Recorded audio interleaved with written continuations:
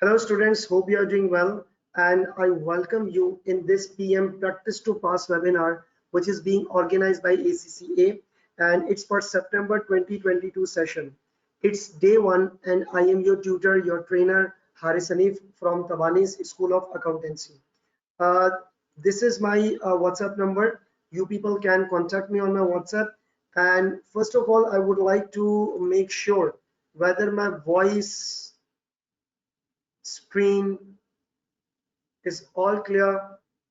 My video, my voice and screen, am I audible? And please be interactive throughout the session. Go to the question box and write your answer. Whether my voice, screen, video is all clear.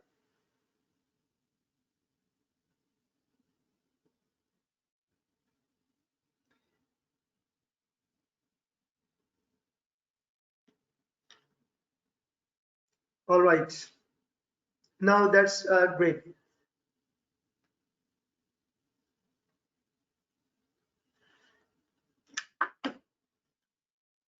That's great. Okay, so this is a PM webinar, and I am your trainer Haris Hanif, and I do teach at Tabani's School of Accountancy. First of all, I would like to introduce myself. I want to give you my short profile for your relevance. I am ACCA affiliate and graduate in commerce. I am teaching these papers in Tabani's School of Accountancy. I do teach paper MA, PM, obviously, for which the webinar is going on. This is PM, AA Audit and Assurance, and AAA Advanced Audit and Assurance. I do teach at Tabani's School of Accountancy, which is the Platinum ALP in southern region of Pakistan, and simultaneously I am also associated with Tabani's Academy, which is the sister concern company of Tabani's School of Accountancy, and it is for the online lecturing. I have also taught in different other approved learning partners, and I'm teaching since 2011, and I've been selected 4 times by ACCA for practice to pass session. I had started my career in a bank, and then I joined the textile company, and so and so. This is the profile, and these are my contact details. These are my contact details. You can WhatsApp me, you can follow my YouTube channel, or you can even follow me on Facebook, which is Haris Hanif Official. Now these are my contact details. You can contact me if you people are having any issue with the performance management and other papers, AA Audit and Assurance, or even AAA Advanced Audit and Assurance.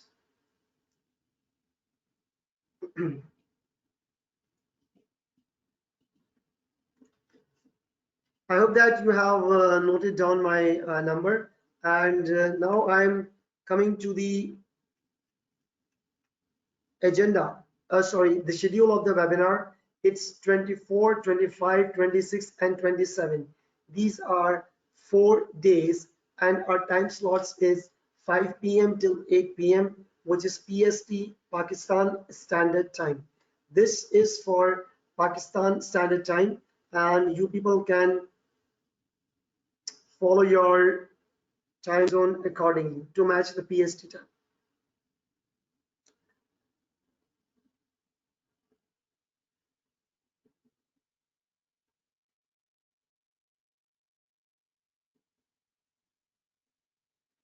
Just a minute, I'm starting this webinar, and see that this webinar is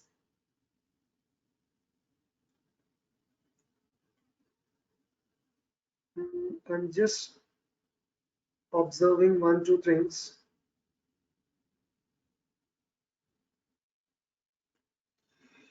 All right, students, now let's start. See that I really appreciate the efforts of ACCA, that they are arranging such kinds of webinars that is completely exam focused for the students, and these webinars which are being organized by ACCA is really helpful for the students at this last moment, so that you will be able to revise your core areas, right? So in this webinar, throughout this webinar, our agenda would be completely on exam focused. We will be solving the core areas of PM, performance management. And one more important thing is that 4 handouts have been uploaded in your handout section. You can go over there and you can simply download those lectures, right? And these are few results of my by my students in paper PM, and I'm sharing these results just for your motivation, that when these people, if these students can achieve this success, simultaneously you can also achieve this success, right? So this is the student Farnaz Faisal, who secured nationwide first position in paper PM. Syed Ibrahim, who got nationwide first position in paper PM, and a few results are in 80s and 70s. And I'm sharing these results just for your motivation purpose, so that you people can be inspired. One important thing before going to start with these subjects and the topics, I would like to say something motivational, that motivation is actually the fuel, right? Motivation is the fuel. It's not something that paper PM is one of the challenging exam. Yes, I do agree. I accept this fact, and even you should also accept this fact that paper PM is one of the challenging exam. It's one of the challenging paper in the skills module. It's one of the challenging exam. I'm not saying that this is the only challenging exam. Even though when this is something challenging, then it must be interesting. I'm not saying that why this paper is completely tough. No, not at all. Not at all. It's not always be the case. I'm saying that this paper has got some challenges, and I will be discussing in these 4 days webinar that why this paper is perceived to be the challenging exam. One important thing is that in this paper PM, you have to think something outside the boundary. This is not the financial reporting paper where you just where you are aware of the formulas. This is not the taxation paper where there are specific rules. This is the performance management paper, and you have to think outside the box. One more important thing related to the paper, that the mindset is too much important. The mindset is too much important. Why I am saying these things, the mindset is too much important, because you have been surrounded by many negative arguments. Yes, you have been surrounded by many negative arguments, and I usually observe the students that, sir, this paper is not easily passed, this is a challenging exam, and so and whatever the stuff is. One thing I would like to say, that this is your mind, it's not the dustbin that you are receiving the garbage. You are not supposed to receive the negative comments. And my belief is that if you will be able to listen good comments, you can achieve the success. I am saying that you are here at this part 2 level, at this skills module. You are at the skills module. That means you have some guts, you have some potential, that you have cleared your initial knowledge module exam, paper F1, MA, FA, financial accounting, LW. Probably you might have been cleared taxation or financial reporting papers as well, right? It quite may be possible. So I am saying that I am your trainer, I'm your tutor. I am saying that you people have potential, you can do it. Why the students are often confused? The students are confused because they have always listened to the negative comments, that this is the difficult paper, this is the challenging task, you cannot do it. And when you listen something, it's something absorbed in your mind. All right, so I'm just sharing these are few results. Obviously I cannot share many more results, because there are other more outstanding achievements by my students, and these are enough for your motivation. And one thing I am saying to you people, you are good, you can do it, right? So let's now start with this webinar, and these are the webinar schedule and the paper format. Yes, this is the paper format, and the paper format is that, now you can see the complete screen. In the paper format, there are 15 OTQs of 7 different types.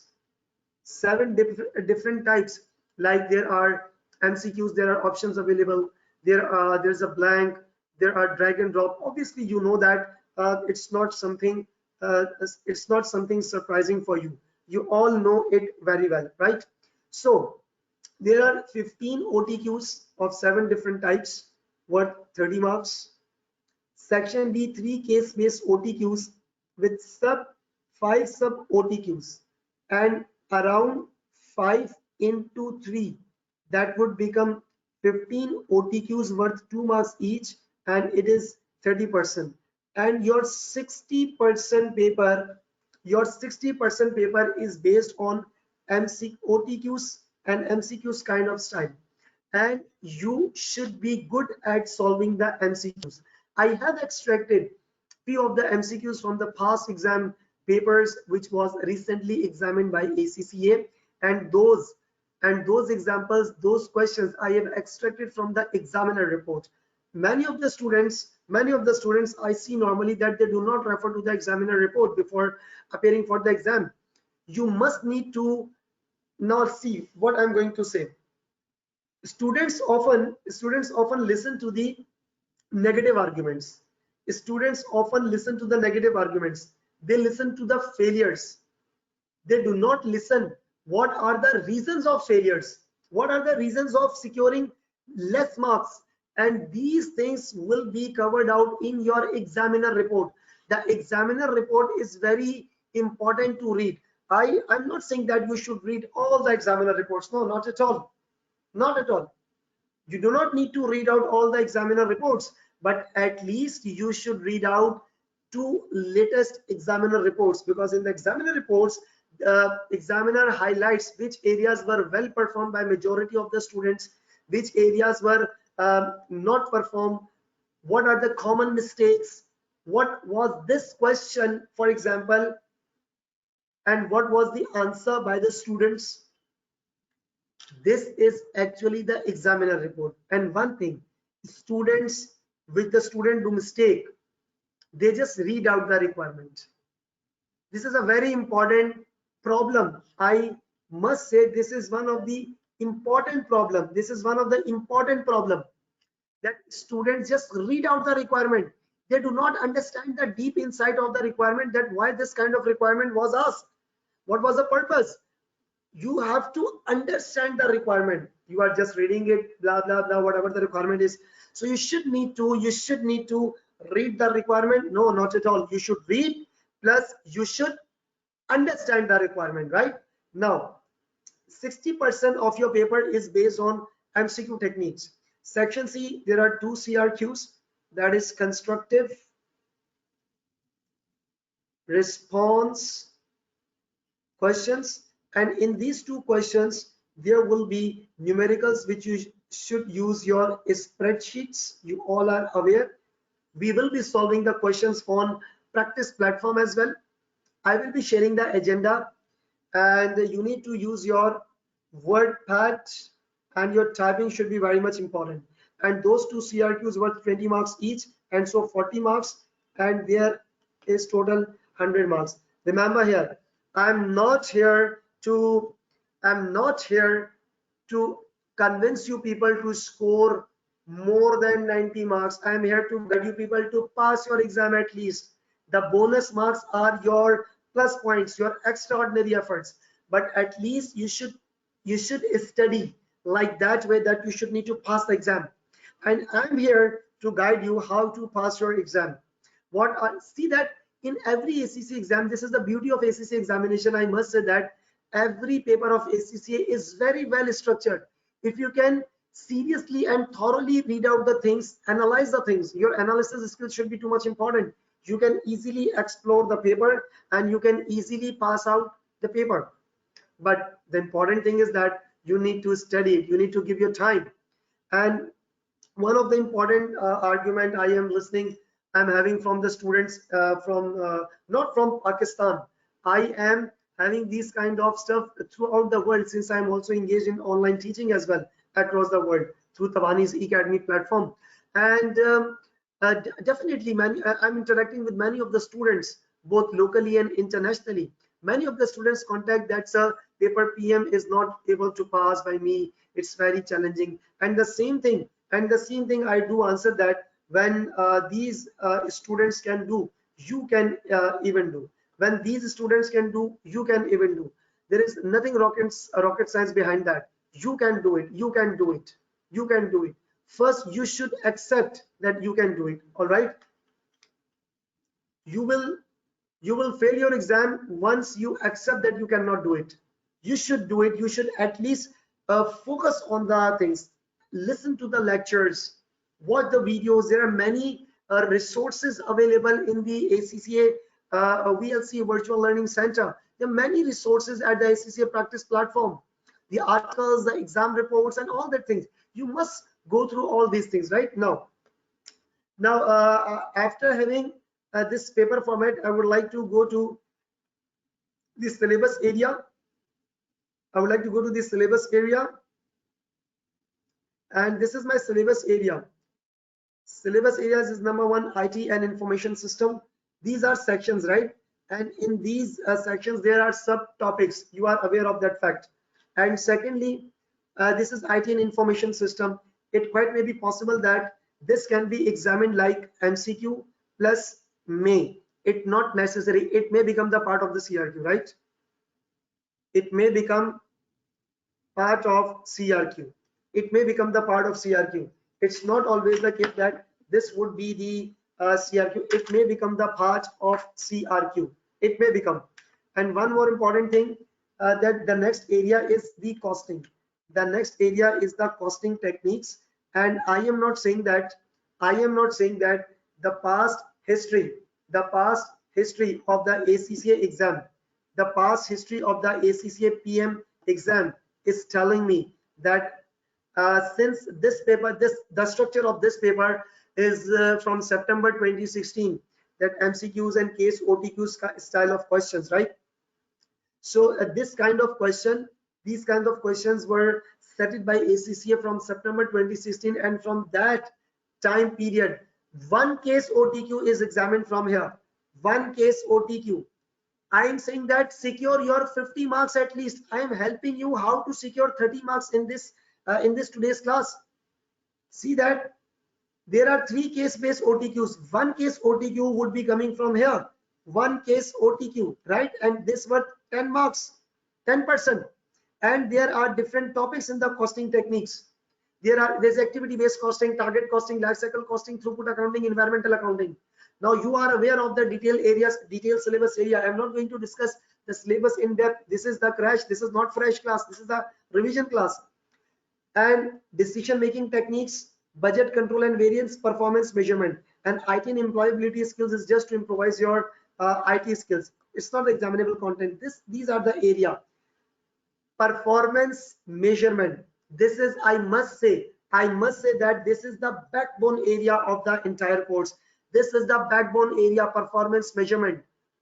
When the paper PM was introduced earlier in December 2007, from that time period, one CRQ is continuously being examined from PM area, performance measurement, because it is the central area, it is the central and core to the exam, performance measurement. And you should assume one CRQ from here, one CRQ, right? So see that there are 2 CRQs. One CRQ would be coming from the performance measurement section. One CRQ would be coming from performance measurement section, and second CRQ, I don't know. You don't know. Any other tutor? No one can predict. Yes, you can see that question surprisingly in the exam. Seriously, it's not something. It is not something which is the predictable that which question would be examined in the next CRQ. I cannot predict. You cannot predict. It's simply unpredictable. But yes, it quite may be possible that the next CRQ would be examined from budgeting, from variances, from decision making. There are in fact 5 different topics of that. It may be examined, but I am not sure and you are not sure. So please avoid the selected study. The selected study is not good for your health. No, not good for your examination health, right? So the selected study should not be taken. So but remember one thing, the areas which are, and I'm not saying that which there are 6 different topics here in the performance measurement. I'm recalling those 6 topics. Number 1, general performance measurement. Number 2, three models, that is VFM, balance scorecard, building block model. Number 5, divisional performance transfer pricing. Number 6, divisional performance ROI RI. So there are still 6 topics, and in this section your writing style matters a lot. Your writing style matters a lot. Now, one more important thing, and then I will be starting with my today's agenda, right? The important point is that in paper PM, your analytical skills are too much important. I repeat, in paper PM, your analytical skills are too much important. Now, what do you mean by the term analytical skills? Analytical skills means that there is a case study and you are the manager at upper level in the organization, or even you are a CEO, you are playing the role of a CEO. Whenever I'm teaching this subject specifically, I'm saying that you are the manager at top level, right? You are the manager at top level, and you are looking down at your organizations department. You are looking down at your organizations department in order to manage and measure the performance. In order to manage and measure the performance, right? So you are senior level in this paper PM performance management, and so you have to think accordingly. You have to think accordingly. One thing is that please avoid ratification. You do not have to ratify the things. And one, you are not supposed to go for the rote learning. Do not go for the rote learning. Try to learn and understand the concepts. You have to understand the concepts, right? Rather than you are simply memorizing the things. No, you have to understand the concept. And one more important thing, this is the paper you are studying. It is at skills level. It is at skills level, and the complete name of the skills level is applied skills level. Applied skills. That means you have to apply the knowledge. You have to apply the knowledge. See, simple is that. Simple is that you have to apply the knowledge. So you are not here to you are not here to give your knowledge based answer. You are here to apply the knowledge, and the case study would be there, and you will be required to apply the skills. All right, so you are here to apply the skills because you are at the skills level. Simply, that's very simple game. That's very simple story. Now let's proceed with this area. And okay, I've shared this motivated results. These are the syllabus areas, right? And now I am starting with this area costing section. Now, the point to be noted is that I am starting the costing section. And one more important thing, here in this costing techniques, there are 5 different topics, right? In the costing techniques, there are 5 different topics. That's ABC, target, life cycle, throughput, and environmental accounting. That's 1, 2, 3, 4, and 5. And here there is absorption as well. Now, seriously, I don't know which topic will be examined. Avoid the selected study, that I seriously told you. But one thing I can definitely assure you, that one case OTQ would be examined here from this section, costing technique. One case OTQ would be examined from here. Case OTQ, and we will be solving case OTQs here in this webinar series, right? So this is the thing, and yes, and the MCQs, I mean case OTQs. The case OTQs would be examined from any of the section. This case OTQ would be examined from costing, from budgeting, from variances, from decision making techniques, from other your common costing techniques, your other areas. It may be possible that some of the performance measurement MCQs can be examined from here. right? It quite may be possible.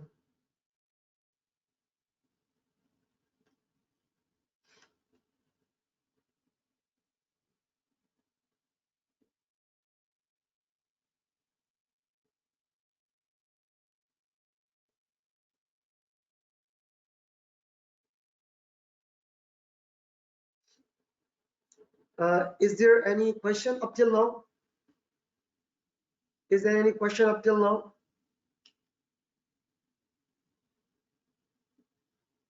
Students, is there any question up till now?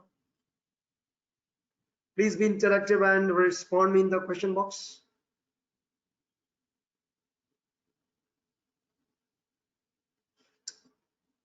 All right. All right, that's great. Now we are all right. So see that please improve your motivation. Sorry, improve your motivation. You must have to improve your motivation, and you have to accept the fact that this is one of the challenging exam. You have to accept the fact that you are good. You have to accept that you can achieve this paper. Now I am formally starting this.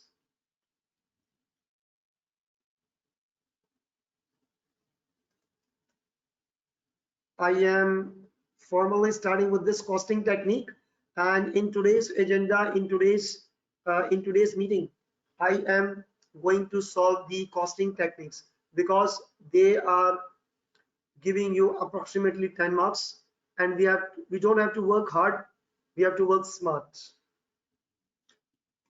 All right, good to go. Good to go. Now finally, this is the absorption costing. Now this is the absorption costing. First of all, see that, try to understand what do you mean by the term costing. Costing is actually means estimating the cost. Costing is actually means estimating the cost for future activity. Estimating the cost for the future activity, right? For the future activity. And when you are estimating the cost for the future activity, this process is known as the costing.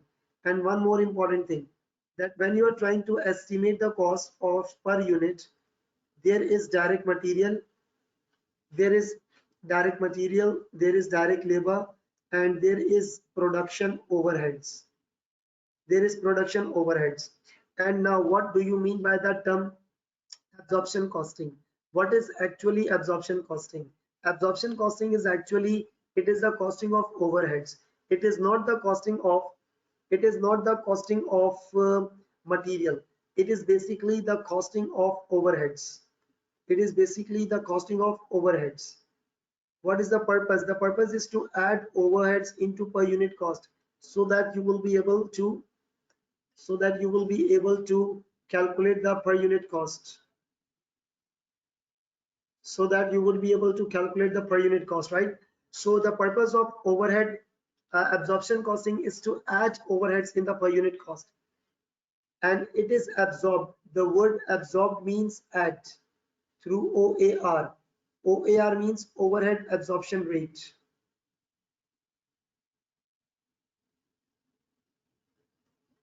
It is overhead absorption rate, right? Now what do you mean by the term overhead absorption rate? The overhead absorption rate is that overhead absorption rate. It is calculated as you will be taking budgeted overheads divided by budgeted activity level. There is budgeted overheads and there is budgeted activity level, right? And the activity level is basically the time, because what efforts you are putting to make product A, what efforts you are putting to make product B, what efforts you are making to make product C. So activity is the time zone, and the time may be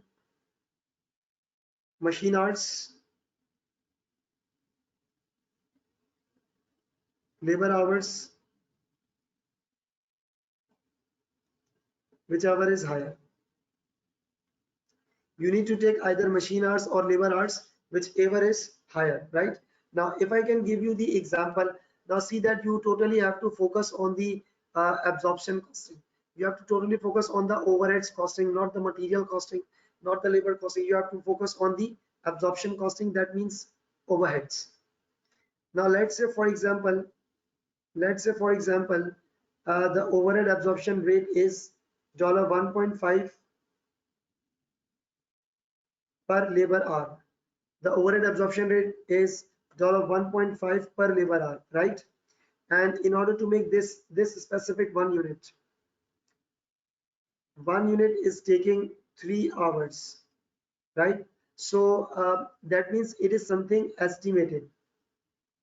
It is something estimated, and the interpretation is that when labor will be working 1 hour, see that there is a factory rent, there is a factory rent, there is the factory rent, there are other overheads as well.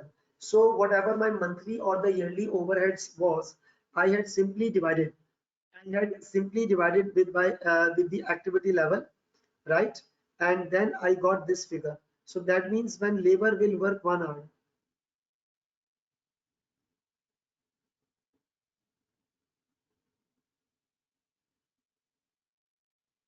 estimated overheads is $1.5, right?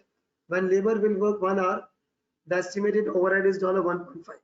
So this is 1 unit requires 3 hours. And so if this is the product I am making in 1 hour, when the labor will work, 1 hour, the estimated overheads is $1.5. And this specific product is being manufactured within 3 hours. So I will have to take overheads per unit. How? 1.5 is to 3 hours. So that means 1.5 is to 3, that is 4.5. And 4.5 is actually called as per unit cost. So this is my objective which is being achieved, overheads per unit cost. Now it will be added in direct material and direct labor, and so you will be getting the total cost. This was just the very basic, and now we will be moving towards the case OTQs. Don't worry, you must have to attend this session till the end, and we will be solving case OTQs, the exam case OTQs, so that you'll be able to understand the examining favor of the examiner, that how the questions can be examined, right? Now I'm moving ahead. This is my question. The following information is available. Calculate overhead cost per unit, right? You have to calculate overhead cost. You have to calculate overhead cost per unit of both the products using absorption costing. And absorption costing is also called as volume based costing. It is also called as volume based costing. Why volume based? Because whose volume is high. Either the machine hours or the labor hours, because it is being working, it's working on the volume based, uh, basis will come onto the denominator, right? Basis will come onto the denominator. So overhead absorption rate is also known as the volume based costing. Now let's proceed. This is the question, and overheads of the company is 45,500. Overheads means it's not specifically related to the particular product. Overheads are said to be those costs.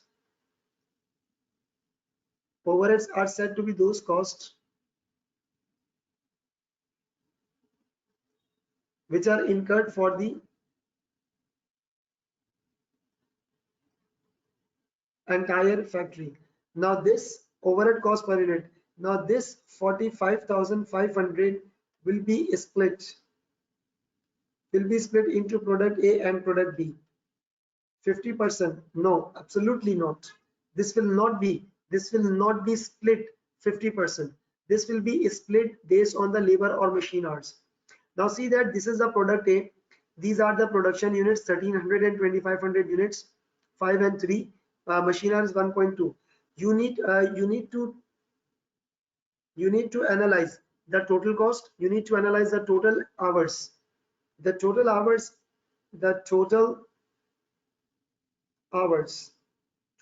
which labor or machine, both. I'm first analyzing labor hours. See that 1300 units multiplied by labor hours per unit. That is 1300 multiplied by 5, that's product A, and 2500 multiplied by 3, that's product B. How many labor hours are actually estimated? Now see that these are not the actual figure. These are something which is the estimated figure, and costing is being done for the future activity, right? Costing is being done for the future activity. All right. Now moving next. It's 1300 into 5 plus 2500 into 3. That is 14,000.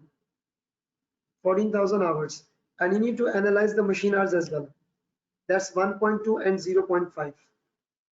And you need to analyze the machine hours.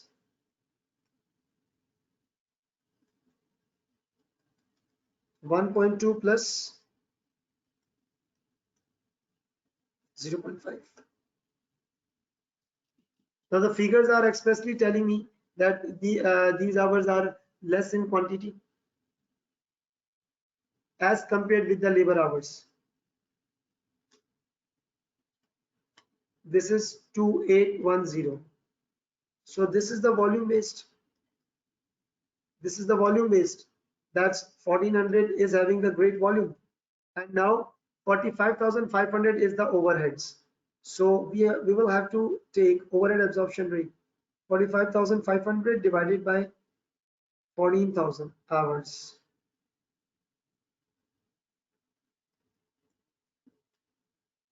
That's 3.25, and this is 3.25 per labor hour. This is 3.25 per labor hour, right? So now that means that when labor will be working 1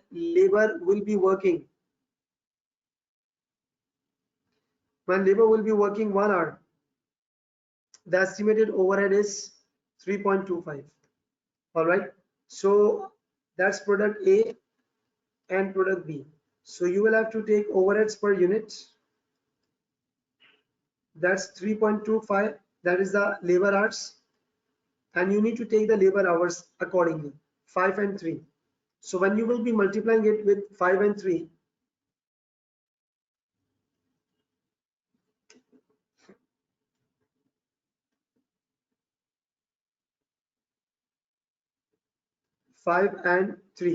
so you know you will be getting the overhead cost per unit. 3.25 is to 5, that is 16.25, that's per unit, and 3.25 is to 3, that's 9.75. So this is actually the overheads cost per unit based on the absorption costing. Now I am addressing the students.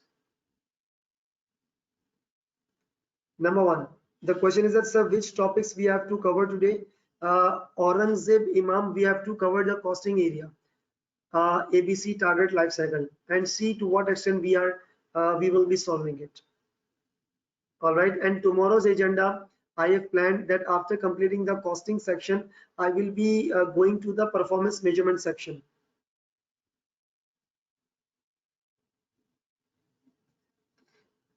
Rahma Rizan. Rahma? No. Rahma, I didn't divide this. This is labor hours.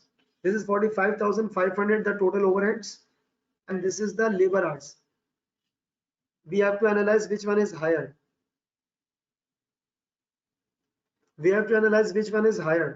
So this is a higher figure, and so this is per labor hour. That means when the labor will be working 1 hour, the estimated overhead is 3.25.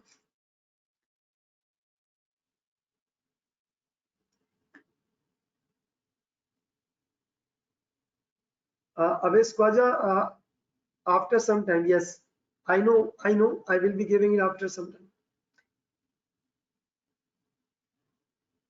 Rahma Rizan, is it now clear to you? Rahma, okay.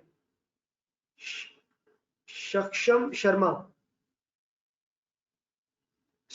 there is a full webinar schedule. Yes, I have shared the webinar schedule previously.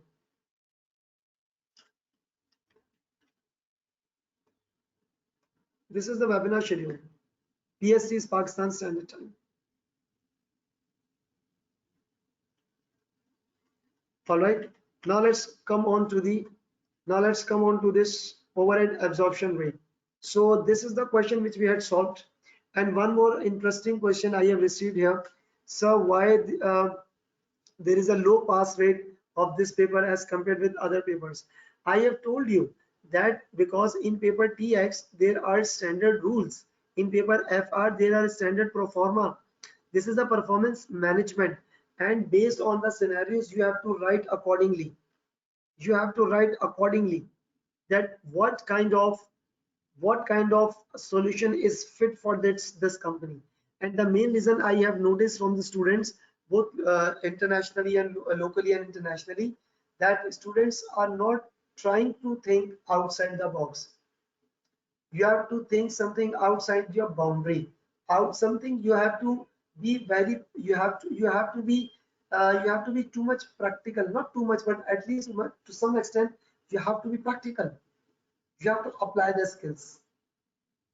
Say Tahir Abbas, yes, let's see. But first, what the agenda I have uploaded here in this handout box. First, we need to follow that.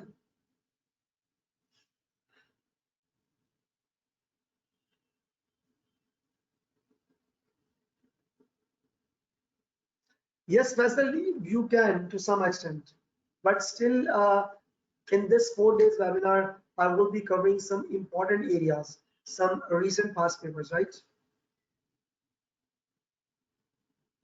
And so definitely the whole course cannot be revised practically, but to some extent you will be able to handle the exam list.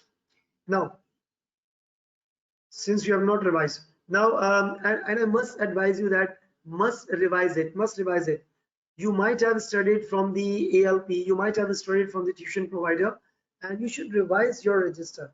Now, students, now let's go to the next question. This is simply the absorption costing.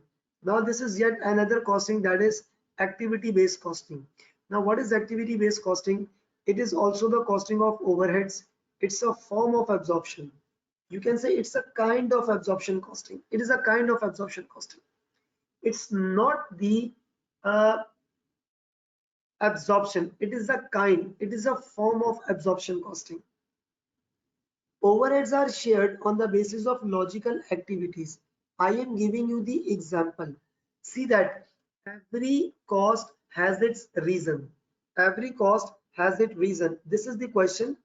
Before going to write this theoretical thing, this handout is attached and I am annotating this file, and yeah, probably the annotated files might also be shared, but first you need to focus on the solution. So before going to write something, before going to write the theory part of this activity based costing, I would like all of you to come on to directly come on to this question. This is a question of Toto Limited. Calculate overhead cost per unit for both the products, and we have to use ABC because this is an example of ABC. I'm giving you just 1 minute window, sorry, few seconds window. Please read this question thoroughly. Please read this question thoroughly.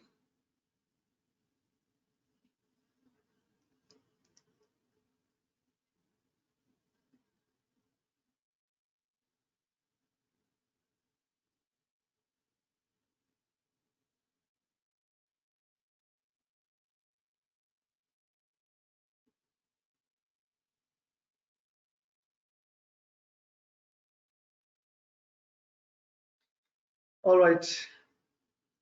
Now see that there are two overheads: the overhead related to quality inspection and overhead related to setup cost. We all know what quality inspection is and what setup cost is. All right. Now, this question is available, and the question is saying that the company makes two products, alpha, beta. Details are given below, alpha and beta. Now, there are 1200 units and there are 500 units. There are 1200 units and there are 500 units. These units are the estimated units. These are not the actual units produced, because we are not, because see that we are not calculating something actual. We are actually calculating, estimating the future activity. For the future activity, and that what word means costing, right? And that what word means costing. So we are actually making a cost estimate. The company, it is written that the overheads are quality inspection 15,000 and 32,000. ABC activity based costing says that first identify the cost and identify the logical reasons.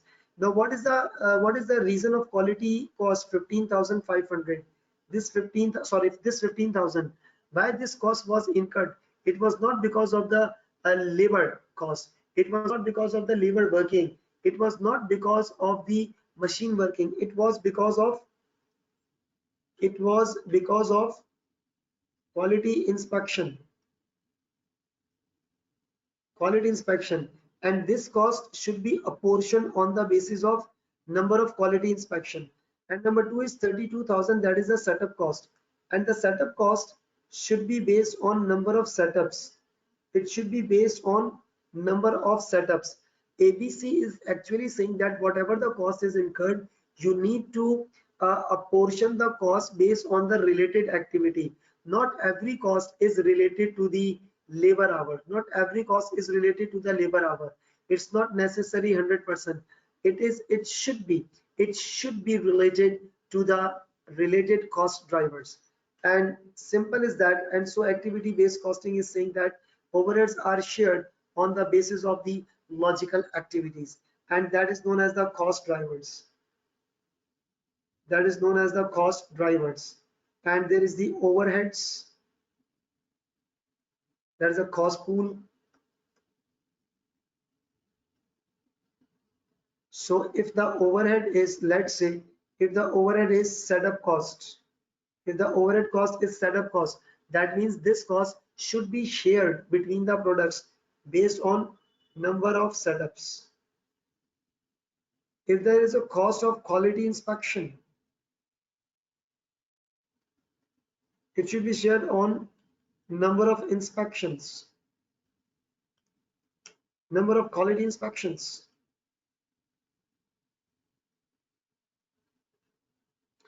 If there is a cost of a delivery, that is a transportation cost,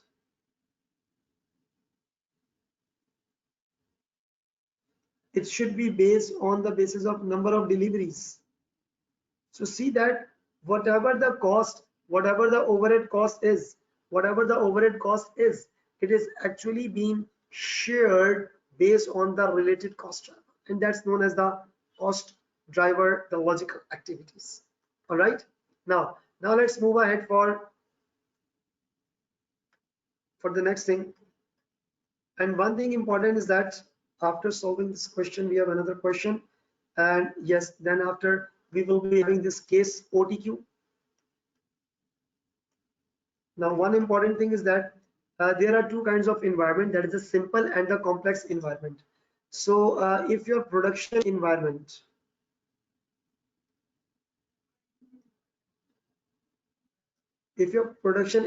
is simple means there are less activities.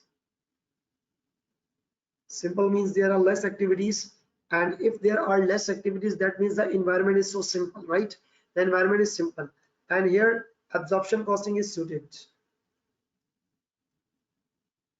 Absorption costing is suitable. And when your production environment is based on, if it is based on AMT, AMT stands for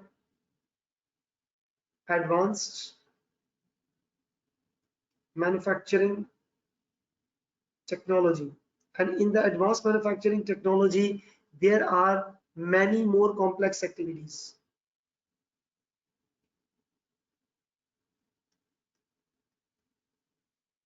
There are many complex activities, and when there are many complex activities, so that means we need to identify the cost. Which was incurred related to the activity, and so here we need to identify the cost.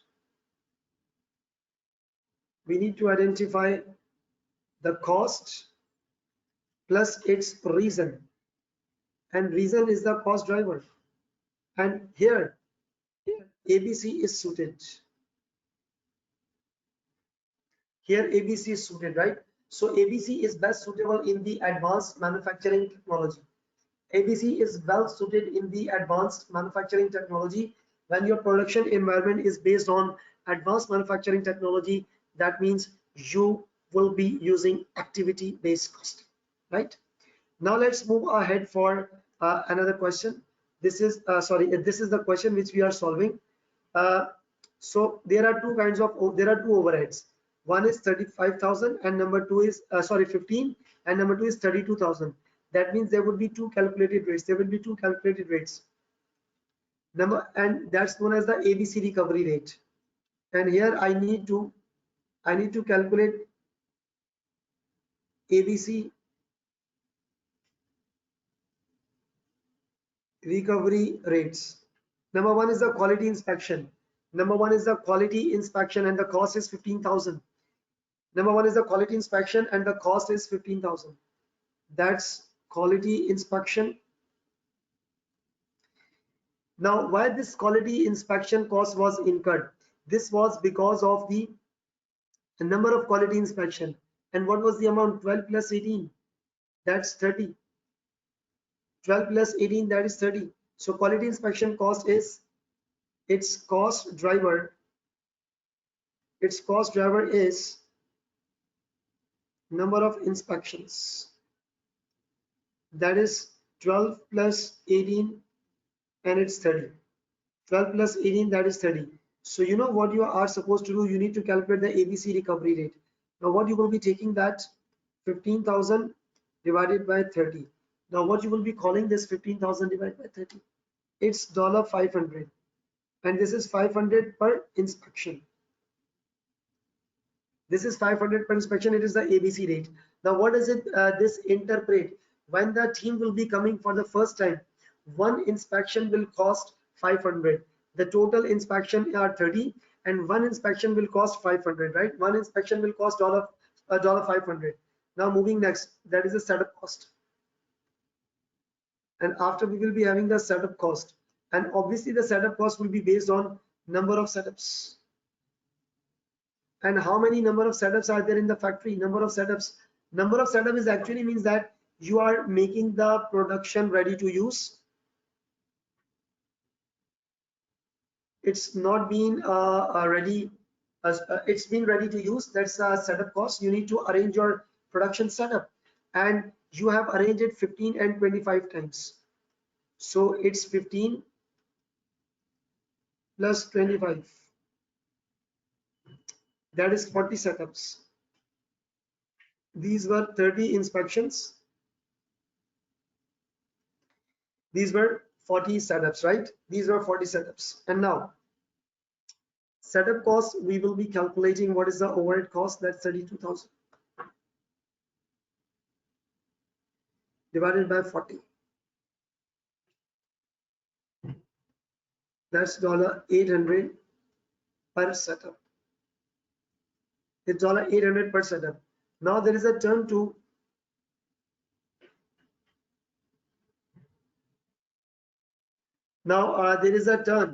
there is a turn to absorb these overheads. Now there is a turn to absorb these overheads into the production units. And there are two kinds of products here. I have A and B. What was the initial one? Quality inspection cost, that is 500 per inspection. That is 500. And what was the quality here? 12 and 18. 12 is for product A, 18 is for product B. 12 is for product A and 18 is for product B. So 500 multiplied by 12. Here 500 multiplied by 18.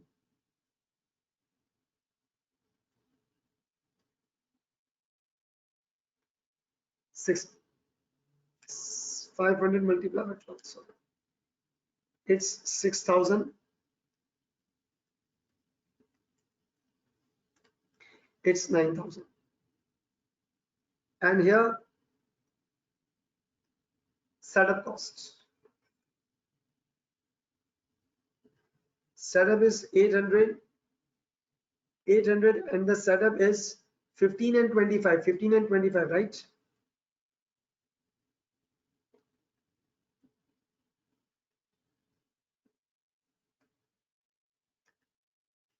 800 into 15, that's 12,000, that's 20,000. So you will be having a total 29,000 amount, and this is 18,000. This is called as total overheads. This is known as total overheads. And what you are supposed to do next, this answer is not over yet. The answer is not over yet. You need to divide it with number of units. The number of units are 1200 and 500.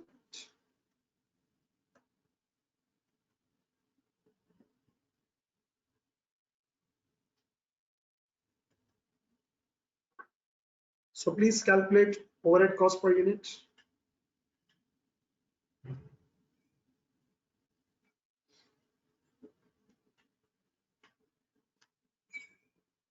That's 40 per unit, and that's 1200, and that is 15 per unit. That's 15 per unit, right? And that is 15 per unit, and that is totally the overhead cost per unit. Do you understand this thing? Don't you worry about the no, Fatma Yusuf. This topic would not be examined in CRQ. Lava, you are asking for time management tips. I'll be giving it later on. Is it now clear? All of you, please respond.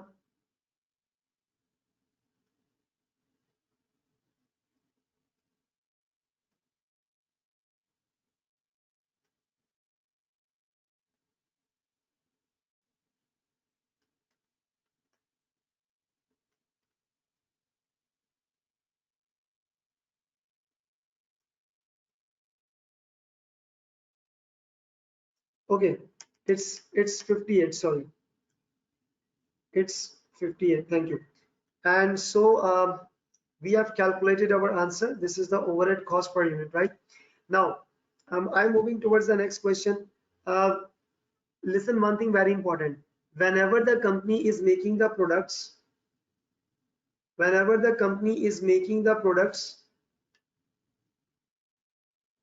in the form of batches,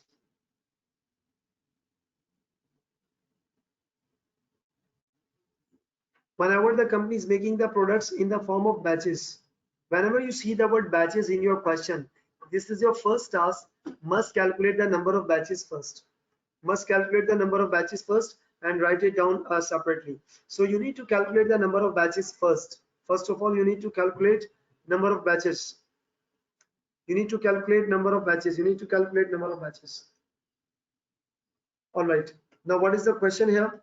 This is the question, and this is the requirement. Using activity-based costing, calculate overhead cost per unit. Yes, overhead cost per unit. This is product A and this is product B. You need to calculate overhead cost per unit. I am giving you one task. Please read this question thoroughly. Please read this question thoroughly.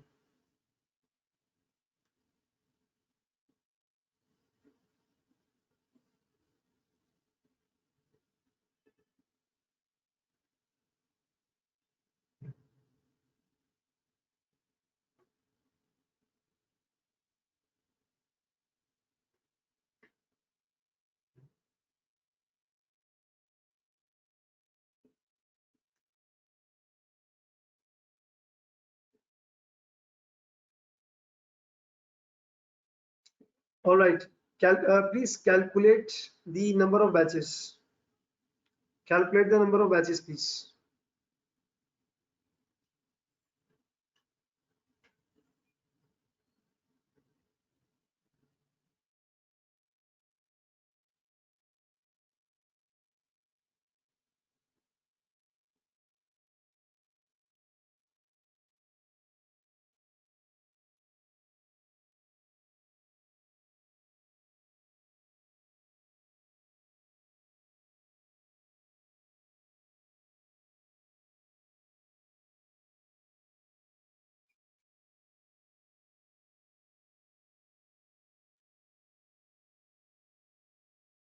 All right.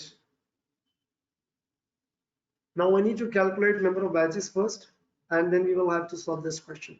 First of all, see that units and units per batch. It's 10,000 alpha and beta. So you need to calculate, it's 10,000 total units, and in one batch there are 1250. So there is 10,000 divided by,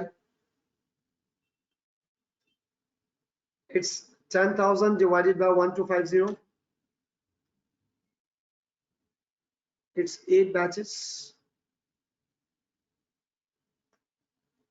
and here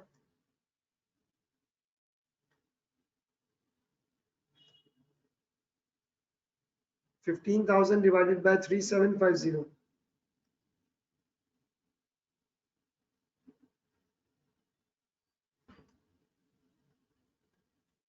It's 4 batches. All right, students.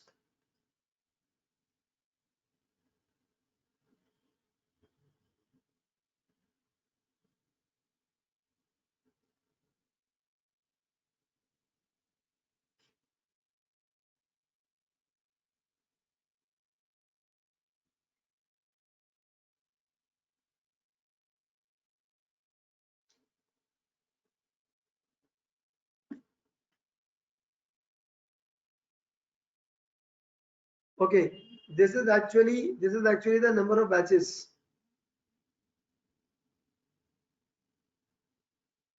Okay, students, first tell me in the question box whether my video is clear, my video and voice is clear.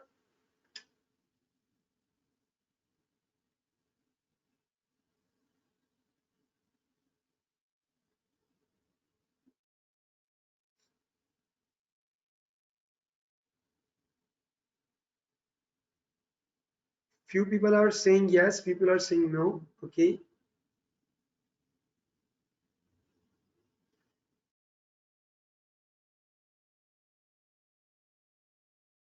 Is it now clear? Is it now clear? My camera and my audio, video, is everything fine?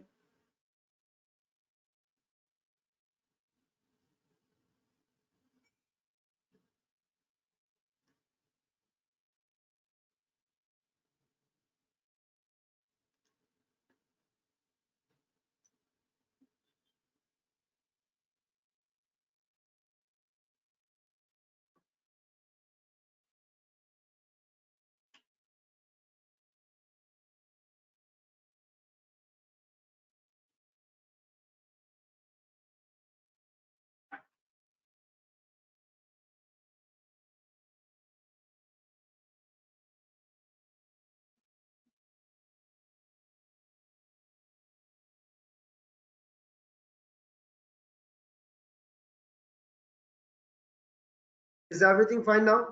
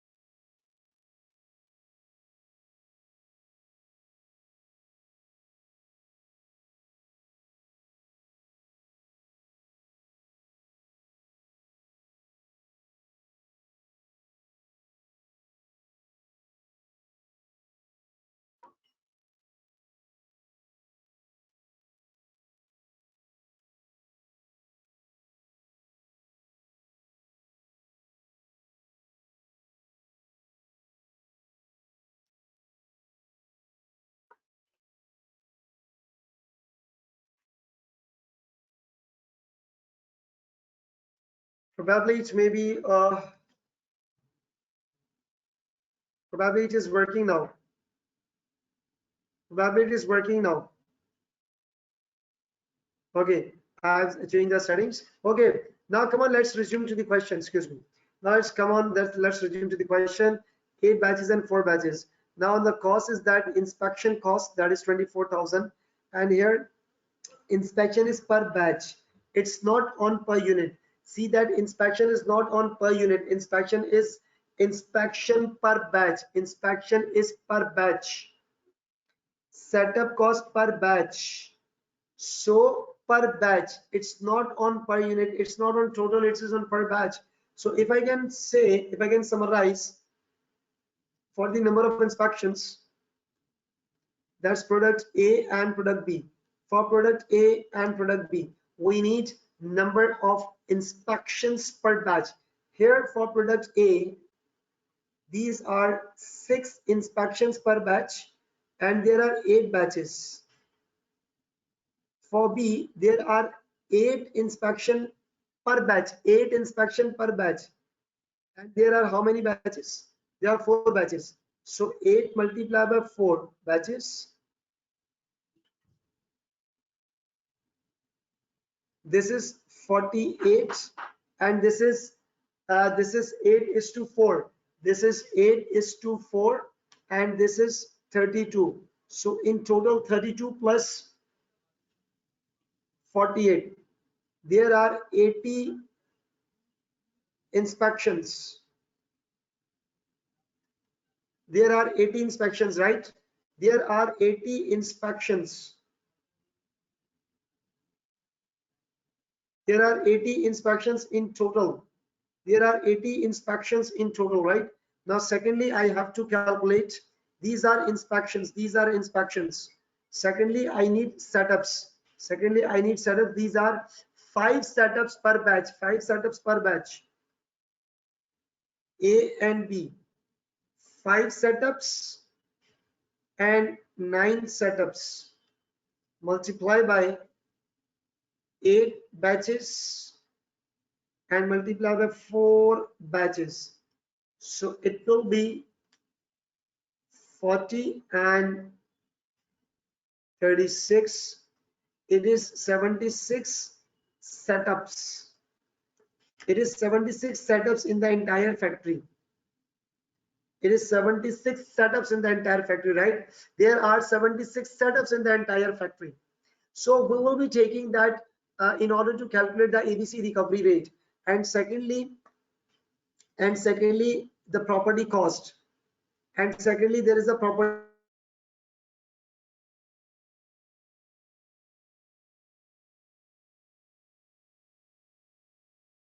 cost. Setup cost and inspection cost issue had been resolved. The property 8,750 is the property cost, right?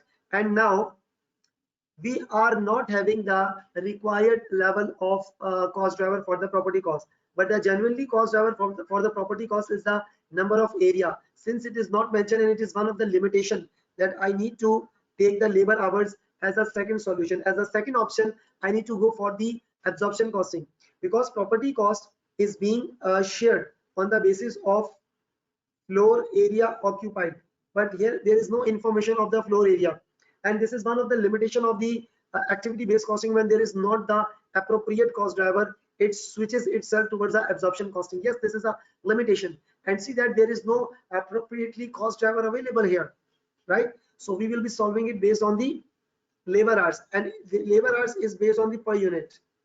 Labor hours is based on the per unit. And how many labor hours are there? Labor hours are A and B.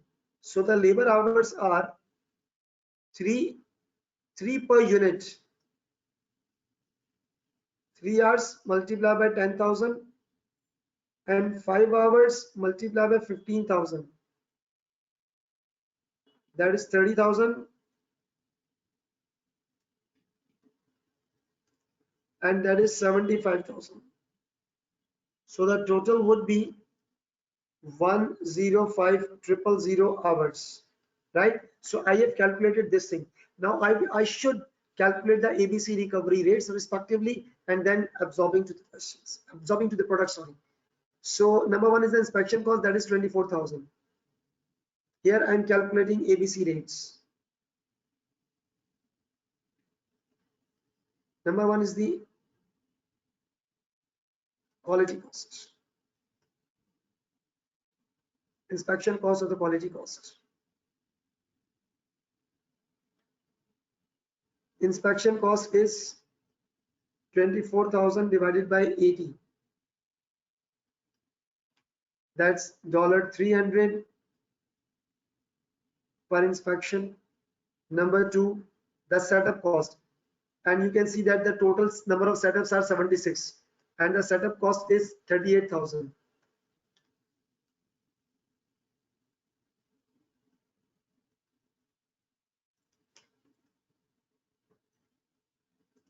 It's what was the amount actually?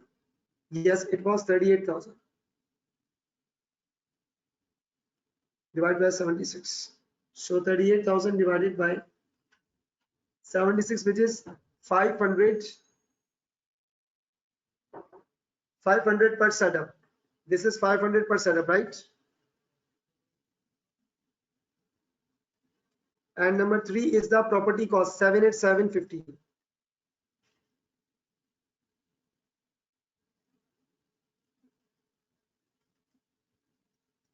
78750, it would be divided by 105,000 or at the second option.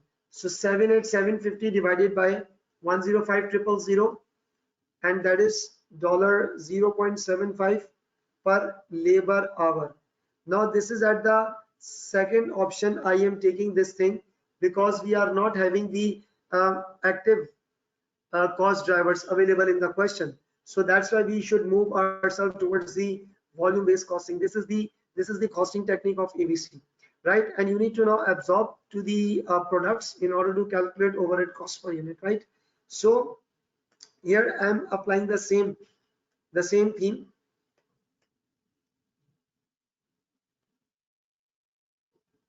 That's product A and product B. Product A is inspection. Number 1, inspection. The rate is 300 and we will be taking 48 because now focus on these things, right? 300 multiplied by 48 and here 300 multiplied by 32. So my answer would be 300 multiplied by 48.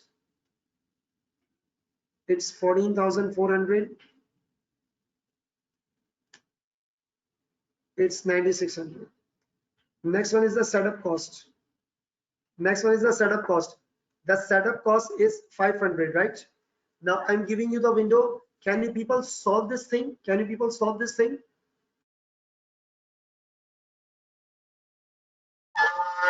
Please solve this thing.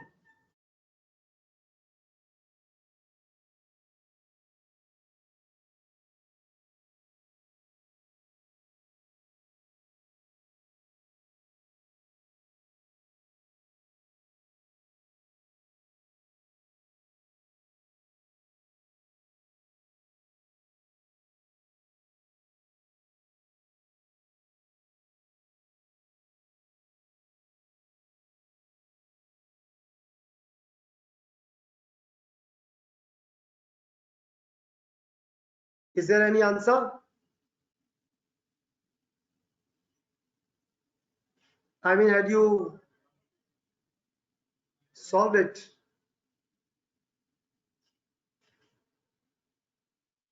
Mr. Talha Muhammad, I have already told that which topics will be discussed. I will be discussing costing sections, ABC, target, life cycle, right? And I strongly recommend all of you, when the topic is being, whatever the topic is being run, please solve this, Talha Muhammad, and then we will be moving towards the next topic of target costing and then probably life cycle. The handouts are attached for today's class. All right, you're most welcome. All right. Inspection cost is 500 multiplied by, focus on this, multiplied by 40. That's 500 multiplied by 36. 500 multiplied by 40. That's 20,000.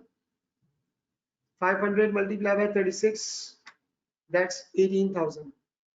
And then we will be having property cost. The property cost is $0.75 multiplied by this thing, 30,000 and 75,000.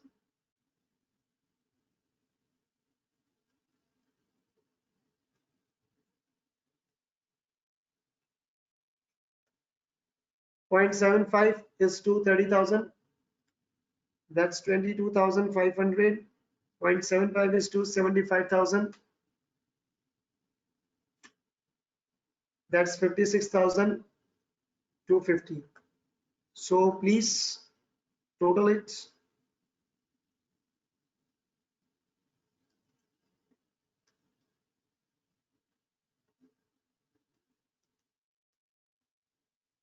It's 83,850. Please, you should also recalculate to verify the accuracy of my answer and divide by number of units. Are these calculations right? Are you recalculating it?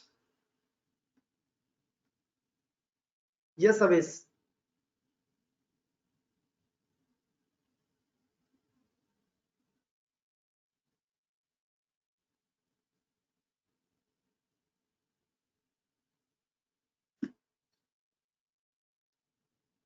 All right. So what are the number of units? The number of units is 10,000 and 15,000 because we need to calculate per unit. That's 10,000 and 15,000.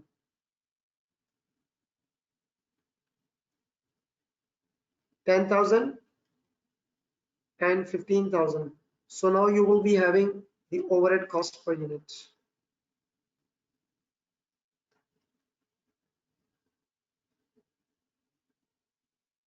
That's 5.69.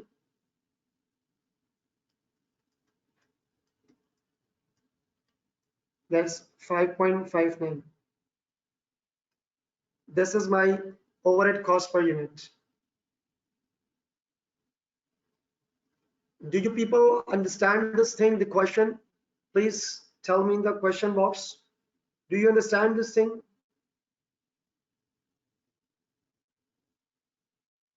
All right. That's great.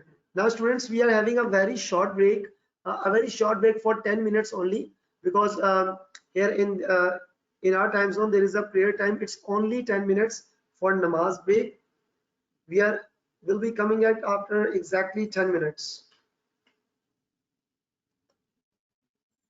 at 6:30 p.m. according to my time zone, PST. Right. So do not disconnect yourself. We will be resuming this case OTQ and then target costing. So I am turning off my camera and my mic, right? So I will be resuming after 10 minutes.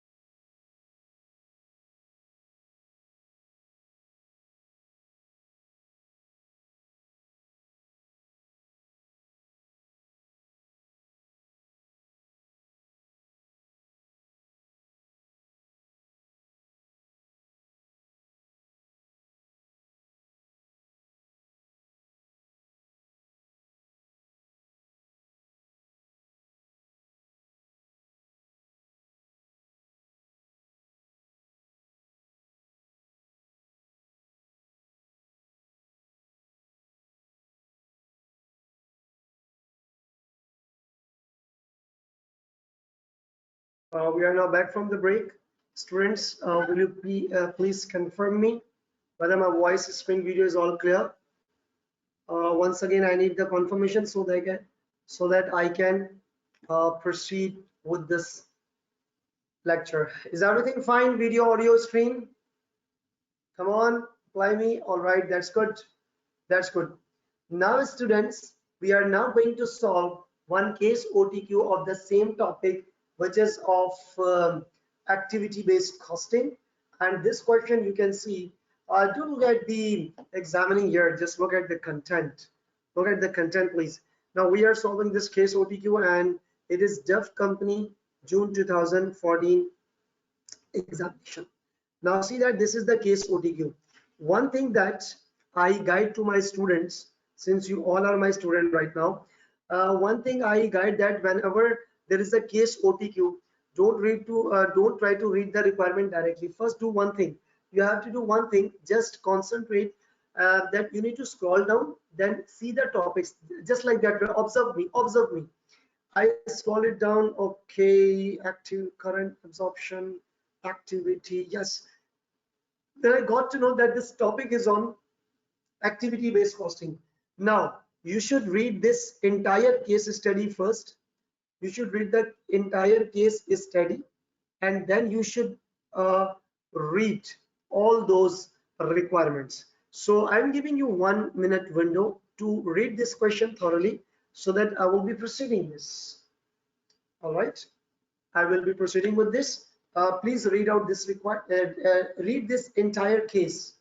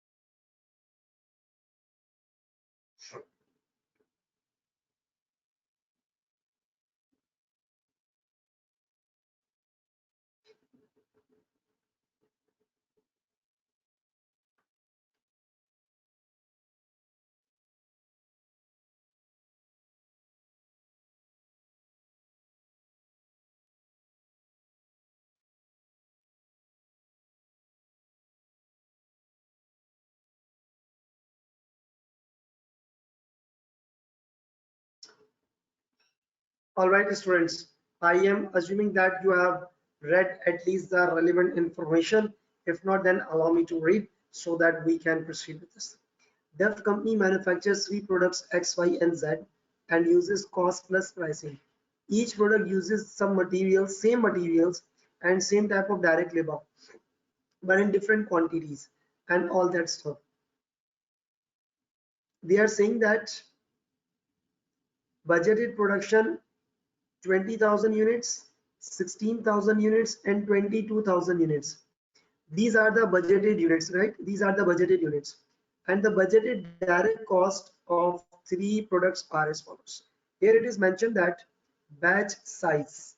It is clearly mentioned the batch size.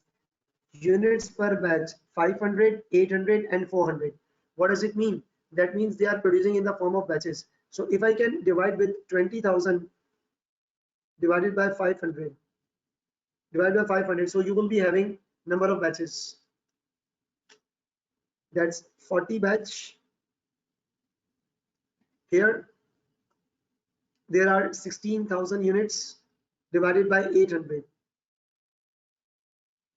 That's 20 batches, right? And at Z, 22,000 divided by 400. That's 55 batches, right? Because of this,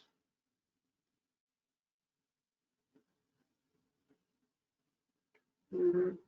Okay, now let's try here. It's now 55 batches. Now we have completed the calculation of number of batches, right? Now the question is that what is the full production cost? What is the full production cost per unit of products that using DEF company current method of absorption costing? I think I should solve it into my next fresh page so that the answer would be looking very clear.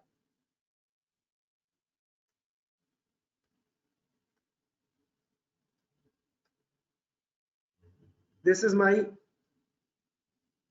DEF company solution. Product X, Y, and Z.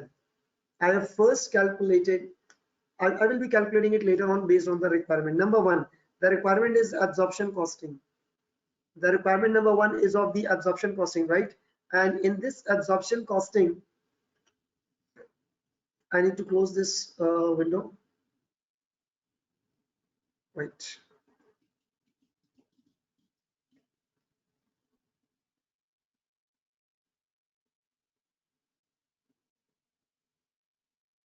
So that we will be focusing on only two files.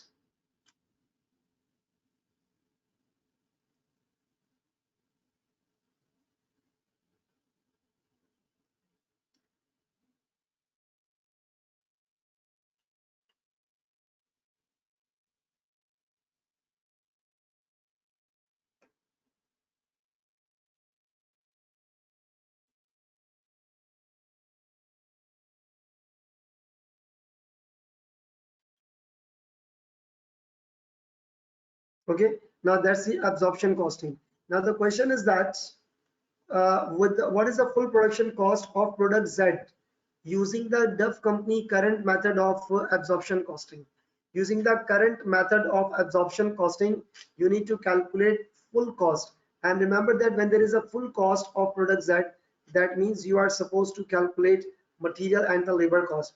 And see that direct material is given, direct labor cost is given of product Z, and even the overhead absorption rate is given. Even the overhead absorption rate is also given. So what you are supposed to do, can you people tell me what is the figure of labor hours on product Z?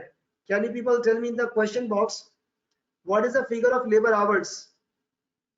What is the figure of labor hours? Please do tell me here.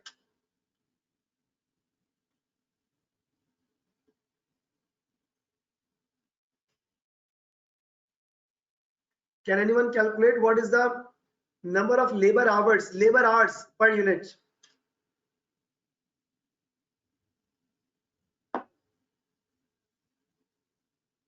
That's good. No. Labor hours on per unit I'm talking about.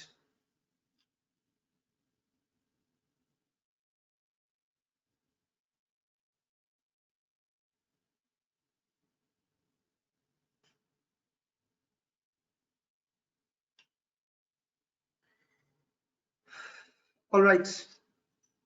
This is actually 24 per unit and there are 12 hours, right? 12 per hour. So on product Z, there is 24 divided by $12, and that is 2 hours per unit. That is 2 hours per unit, right? And you need to calculate the total cost, full cost per unit. Full cost per unit. So overheads, direct material and direct labor. These two costs are actually given to me. These two costs are actually given to me 28 and 24. That's 28 and 24, right? In overhead absorption rate, the overhead absorption rate is also given, that's 9.70 multiplied by 2 hours. So 9.7 multiplied by 2, that is 19.4. So my full cost is 71.4, right? And that is in option A. 71.24, that's option A, right? So we had successfully calculated our part one. I don't think so there might be an issue with this question.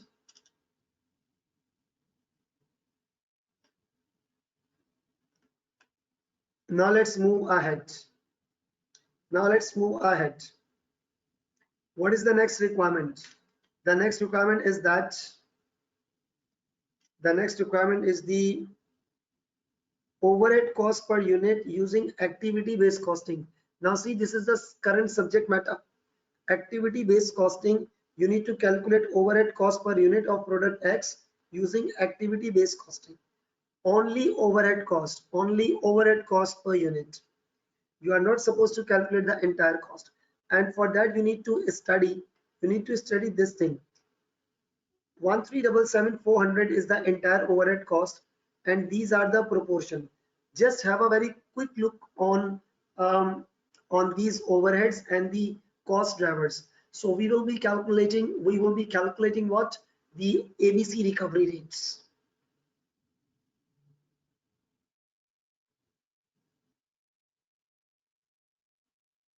Just see that there are cost pools and there are cost drivers as well. There are cost pools and there are cost drivers as well.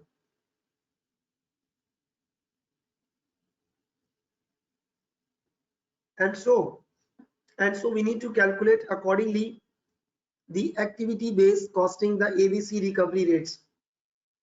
And number one cost is the machine setup cost, and for that we need number of batches, and for that we need what? We need number of batches. And so first of all I need to calculate the number of batches, which I have actually already calculated here. This is ABC, right? So you need to calculate number one, number of batches.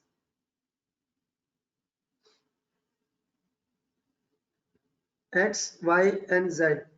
What were the amounts? 20,000 divided by 500. 16,000 divided by 800.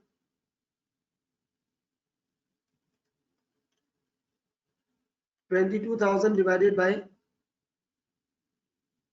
400. And the amounts were 40, 40, 20, and 55.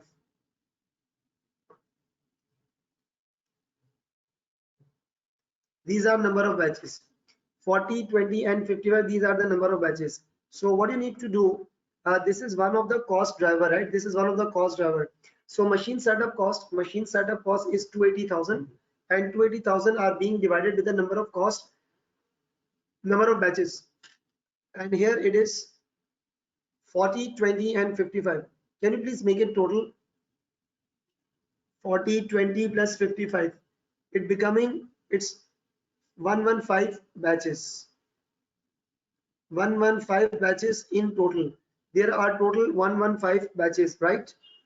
So number one cost is that of setup cost. I only need for product X. Product X is my subject matter here. Product X is my subject matter, right? So I will be calculating here, number one, the setup cost. I am calculating just ABC recovery rates. I'm calculating ABC recovery rates, right? And for the second one, there are purchase orders and number of machine hours. Purchase orders and number of machine hours. I need number of purchase orders and number of machine hours. Here it is given the number of purchase order per batch. Now listen, first of all, let's do one thing. Let's calculate the cost drivers totally.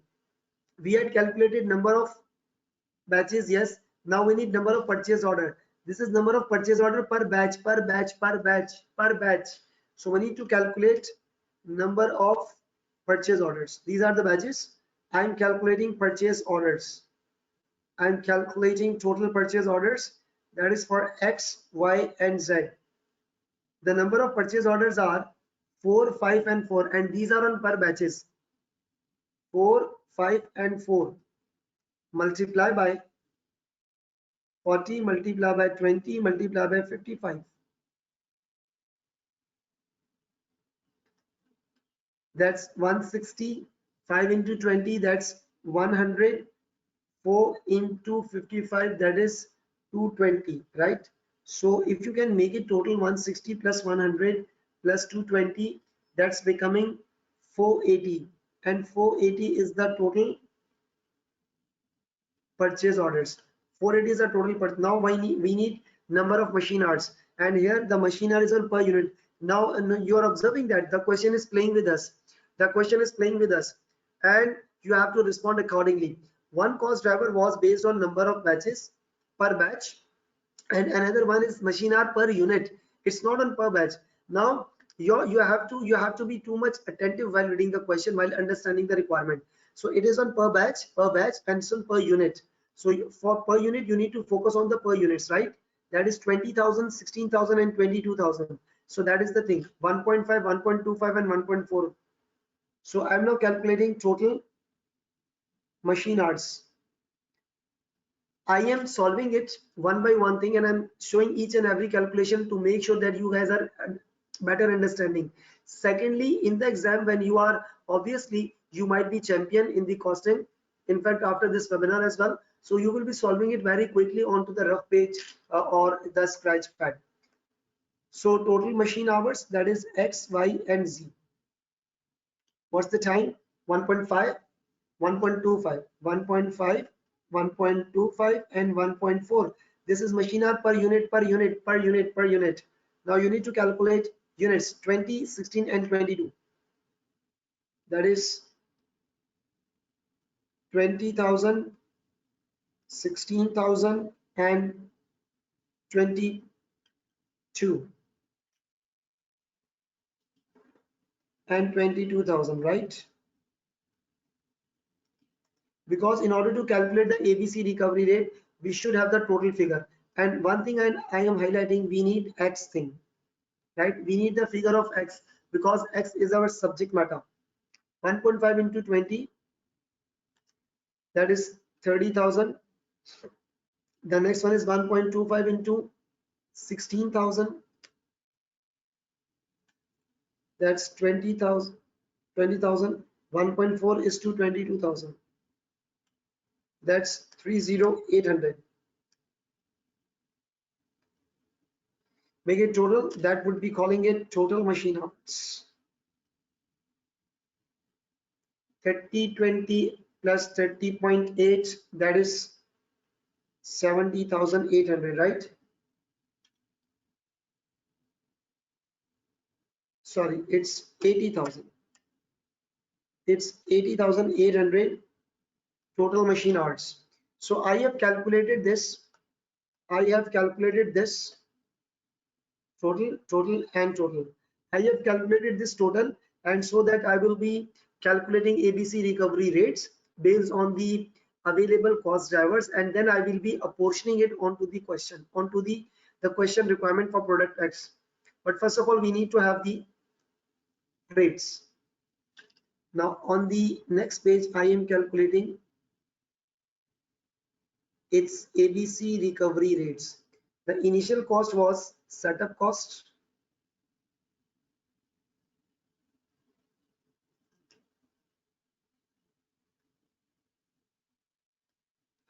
The setup cost was 280,000.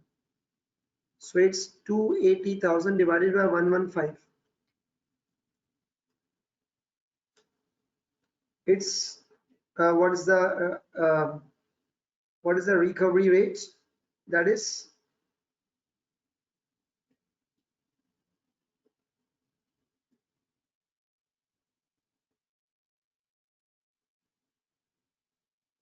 now please make it simple. Make it simple. Make it simple and quick. ABC recovery rates plus a portion to product X, right? Number one cost was setup. So we are actually calculating for product X, right? So what was the calculation should look like? It's 280,000 divided by 115 multiplied by 40,000, multiplied by 40 batches, right?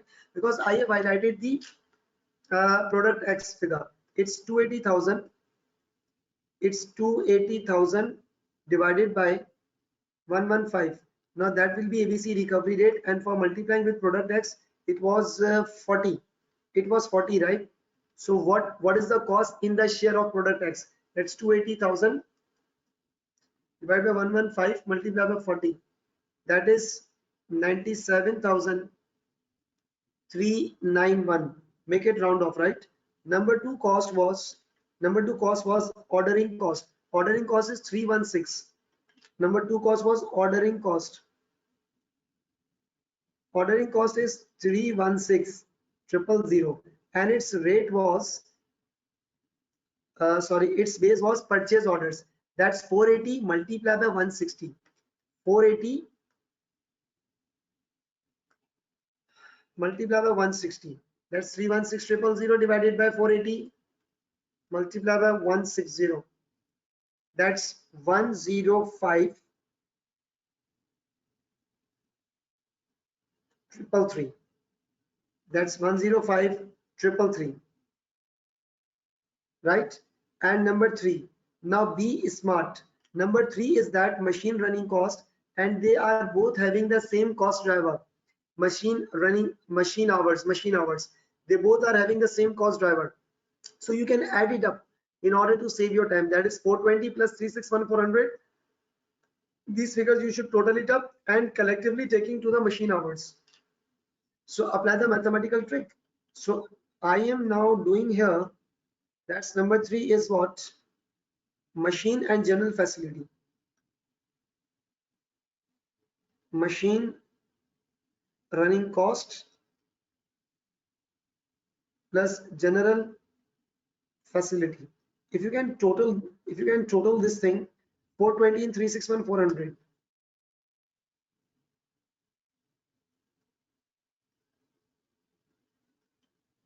Yes, 361, 400. The total figure is 420 plus 361, 400. That's 781, 400, right? So what you will be doing, 781, 400 divided by what is the machine running cost based on the machine hours, 80,800 multiplied by 30,000. So it will be divided by 80,800 multiplied by 30,000, because 30,000 is for the product X, because we are solving for the product X, right? Now what would be the thing? You will have to multiply it. That's become 29124.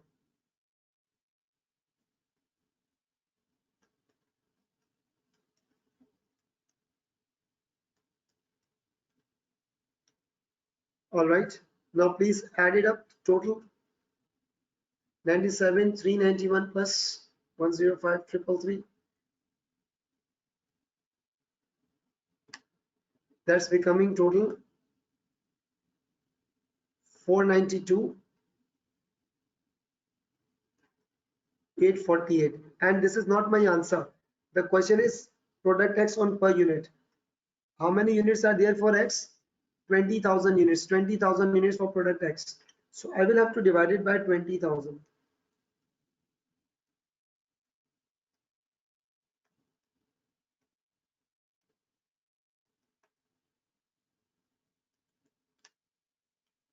That's 24.64. And the option is, yes, option B. Option B, 24.64. Now this is the calculation for activity-based costing. The calculation for activity-based costing. I am teaching that in a way that you will be able to handle the question in the exam. Not only handling the question, you have to solve it as well. Okay, so that is the thing. I have noted it down. Now let's move ahead for part C. I mean the third requirement. The third requirement is also calculative using activity-based costing. The total overheads allocated to product Z. Using activity-based costing, the total total overheads allocated, they have already allocated using activity-based costing. They have allocated this amount 576,583. What is the budgeted full cost per unit using activity-based costing? Now that's very simple. I must say that's very simple, seriously. That's third requirement. That's for product Z. For product Z, they have already allocated the cost. 576, 580, that is the total. And you are supposed to calculate the cost on per unit. How many units of Z are there? That's 22,000. 22,000, right? So it is like overheads. It is like overheads. Using ABC, they have calculated the overheads. That is 576, 583. 576, 583 they have already calculated, and they have provided us the information that this is already calculated. You are now supposed to calculate only the overhead cost per unit, sorry, total cost divided by 22,000 and direct material plus direct labor. They are already given. Material, what's the amount of material? 28 and 24 for product Z, 28 and 24, and it's 576, 583 divided by 22,000. So that is 26.20. Now make it total. This is a very easy question. That's 78.2.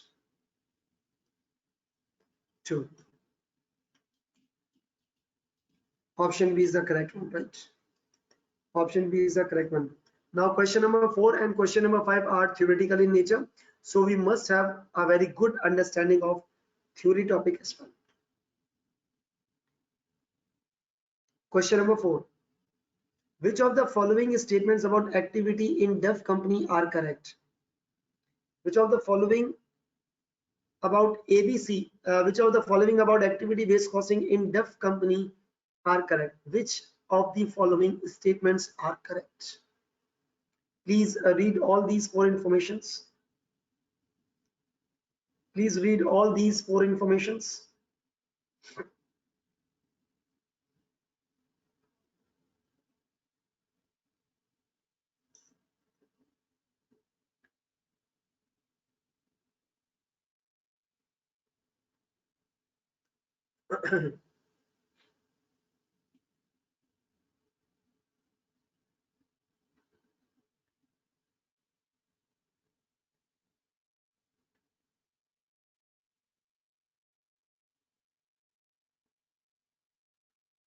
Okay, ABC can be applied to all overheads, not just production overhead.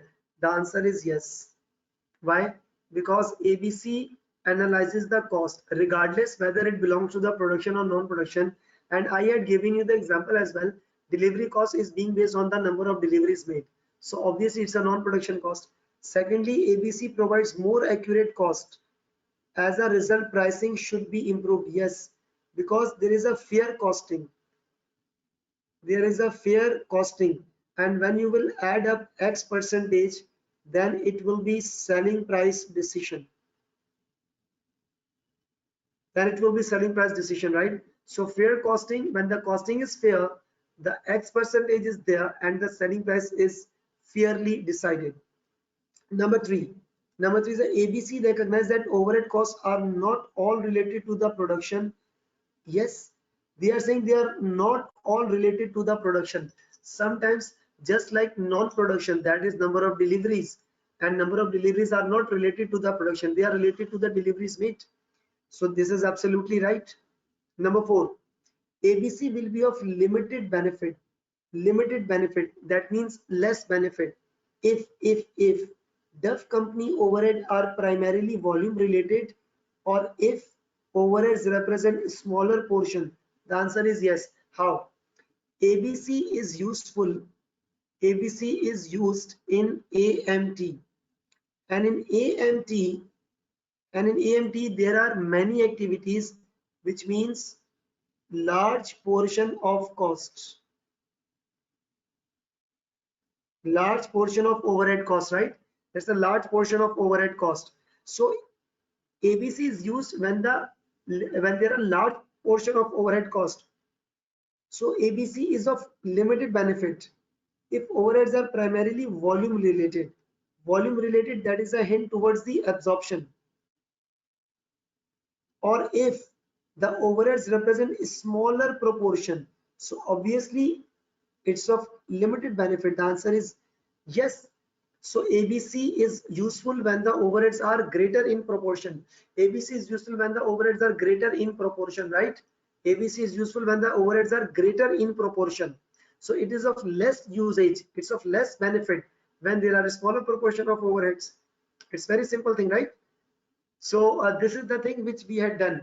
Now moving the next. Before going to study this number 5 requirement, I would first like to explain you the concept of elasticity of demand, that is the relative elastic. Now what is the point to be noted is that in number 4 it is option D, right? It is option D in number 4. So let's now going towards number 5. First of all, understand the concept of elastic demand. What is elastic demand? What do you mean by the term elastic demand? When the demand is elastic, that means when you increase the selling price, the demand will be reduced by the greater proportion. Let's say, for example, I am increasing my selling price. I am increasing my selling price by 7%, and the demand will be going down by more than 7%. That is the elastic. That is the demand is giving you the response very aggressively, more than the selling price change. So elastic demand is that demand is giving fast response, or you can say aggressive response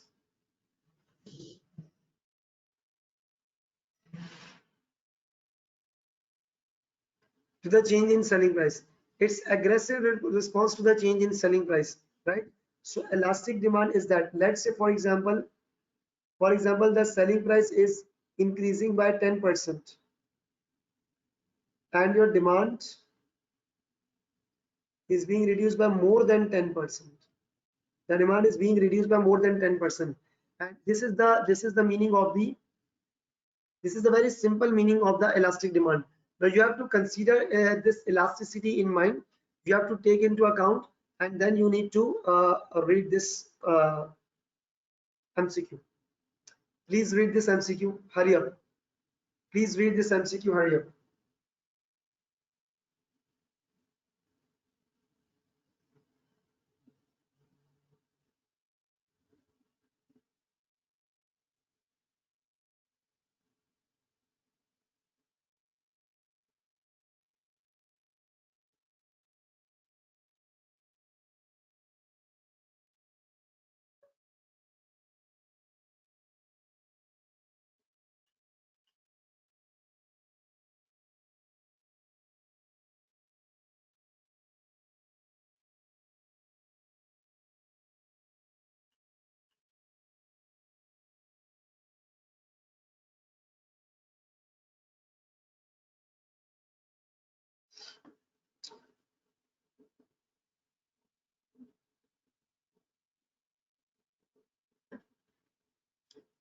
Now, which of the following statements are correct regarding product X and product Y?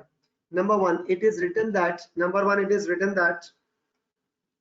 using activity based costing, the production cost of X is very similar to the cost, but the cost of Y is almost 10 less. Using ABC, the cost of X is similar.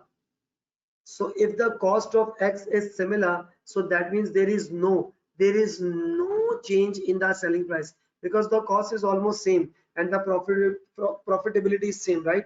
So it is talking about for product X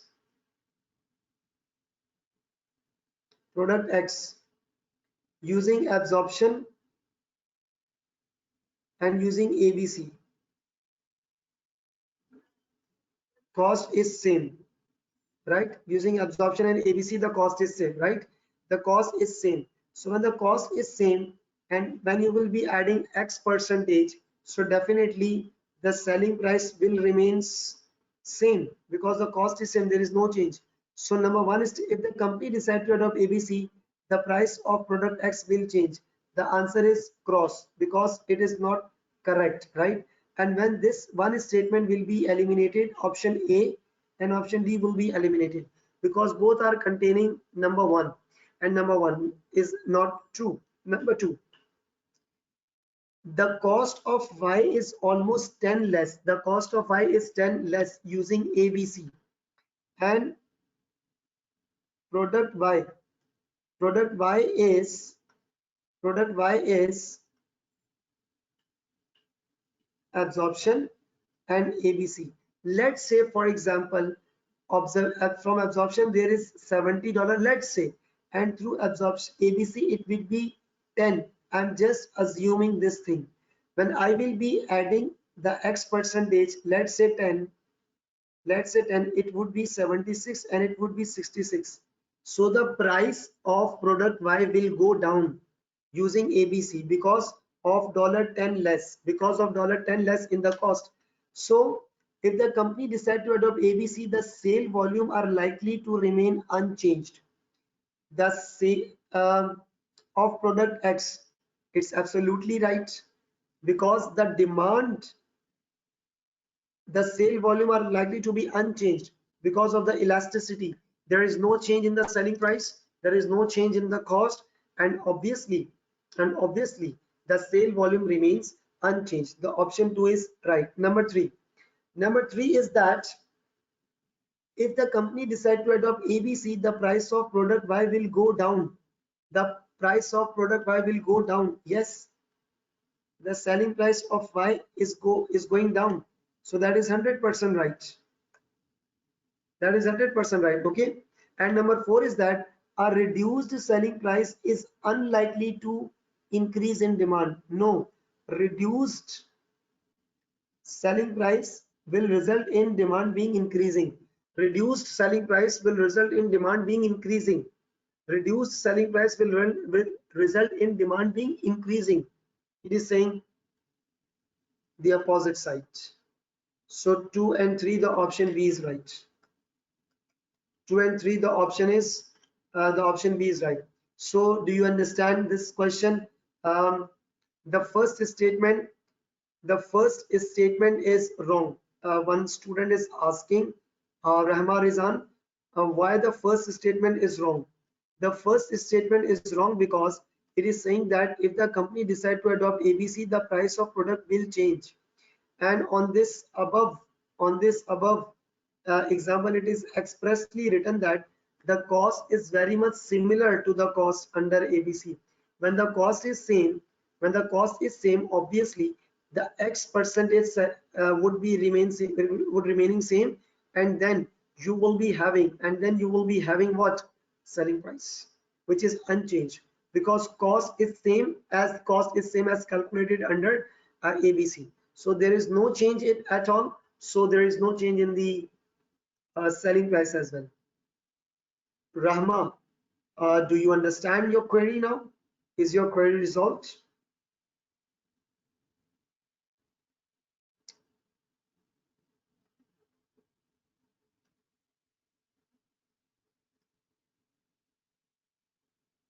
All right. So this is the activity-based costing. Now we have to start with another topic, and that is the target costing. I am opening the handout of target costing. You should pay attention towards that target costing.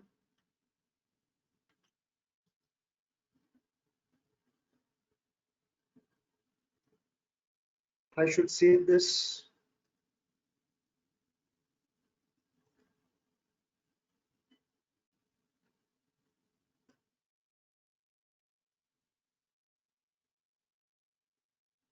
By naming the file, that is Duff Company Solution ABC.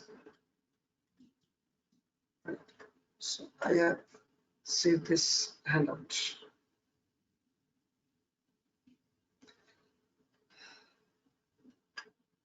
Now I am opening another file of target costing.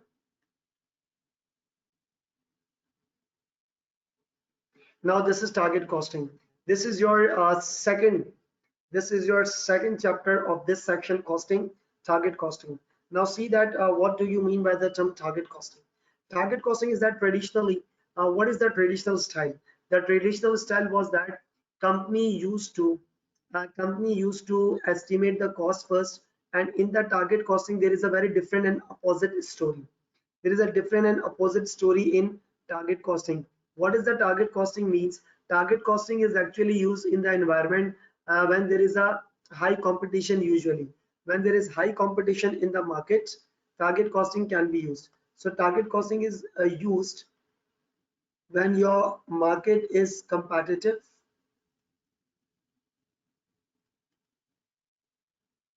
when your market is competitive, target costing is being used. In the target costing, company will be not company will not be setting the selling price. Company does not set the selling price. Company does not set the selling price. Then what companies do? Company obtain the, let's say for example, I'm giving you the I'm giving you the example. Yeah, Faisal Abdullah, it would be fine, but it would be fair enough that you will have to go through the recent exam questions as well, and the examination kit which you are saying that it's okay, you can use it.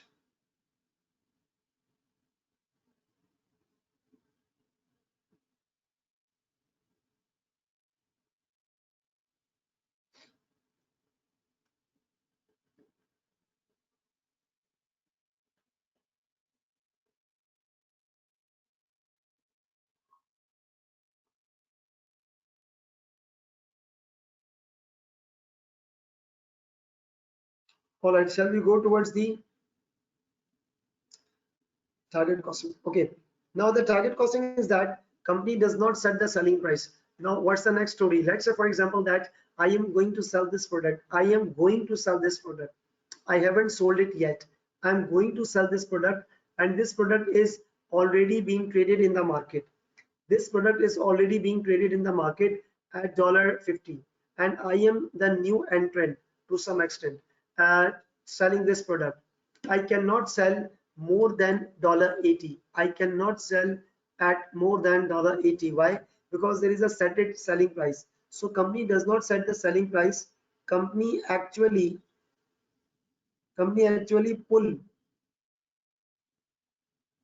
the selling price. Company actually pull the selling price from the market.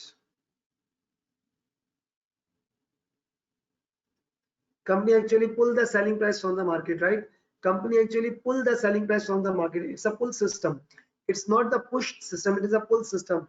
Company does take the selling price from the market because there is a ready-made selling price in the market, right? And you cannot sell more than the market competitive price. As the market is competitive, as the market is competitive, so company may not sell at more than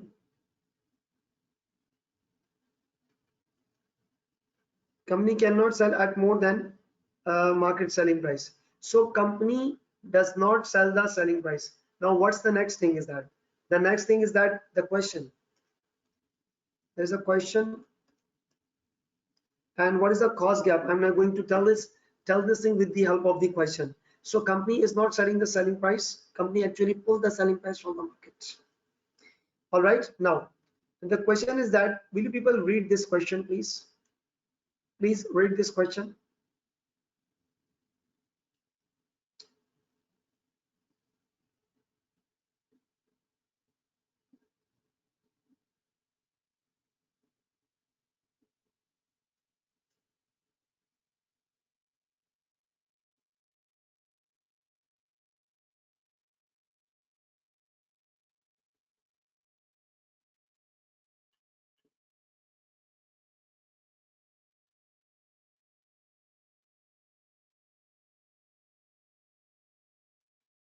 Question: Space Limited has a target to earn 20% ROI. Space Limited has target to earn 20% ROI. ROI means that is return on investment. Companies actually has a target of earning return on investment, and the amount of investment is 280,000. Estimated volume is 1600 units. Estimated volume is 1600, and we are here to calculate the cost gap on per unit. Now what is the cost gap? See that first of all, company need to identify the product. The product had been identified, and the company's target is 20% ROI. Investment is 280,000. So you know how ROI is calculated? That is actually profit over capital. Profit over capital. And how do you calculate profit? Profit is calculated as capital multiplied by ROI. And so the capital is 280,000 and 20%. 280,000, 20%. That is $56,000. $56,000 is the company's target return. This is actually the target return, the target profit, you can say. This is the target profit which the company wants to earn. Estimated volume is 1600 unit. The selling price in the competitive market is 92. The selling price from the competitive market is $92. $92 per unit is the selling price. 92 per unit is the selling price traded in the market. Now what is the thing that the selling price is $92 and the company wants $56,000 profit, but it is on 1600 units, and your target profit is 56,000 divided by 1600. 56,000 divided by 1600, that is $35. You know what? This is known as the target setting. This is known as target setting. Company is selling the product at 92 per unit and it wants $35 target profit. So the target cost is 92 minus 35. This should be my target cost. This is my cost which is targeted. This is the cost which is targeted, and it's known as the target setting process. The company is now that there is a topic target costing. If I can make it much more simpler, that first set the target and secondly do the costing. First set the target and secondly do what? Costing, and that's become the target costing. First set the target, second do the costing. Right now, what is the recipe of the target costing? That I have taken the selling price from the market. And here it is $92 per unit, and the company wants target profit of 35. So that if you want to achieve the target profit of $35, your cost should be 57. Your cost should be 57, right? Your cost should be 57. So what you did, this is your target setting process. And the next one here is that the company's own production and non-production cost is 59.5, and your estimated cost is 59.5. that is production plus non-production.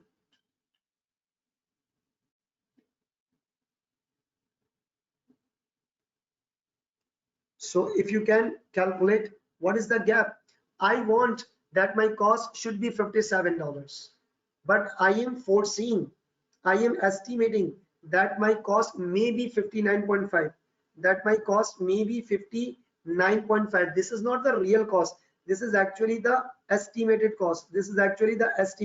Right? This is the estimated cost. Do you understand? This is the estimated cost. So the difference is 2.5, and this 2.5 is the cost gap. This 2.5 is the cost gap. You know, cost gap arises when your estimated cost is greater and your target cost is less. And the difference is the cost gap. I want that my cost should be 57. I want that my cost should be 57. And my estimated or my foreseeable cost is 59.5. Now that is giving me the clue that I may not be earning the target profit.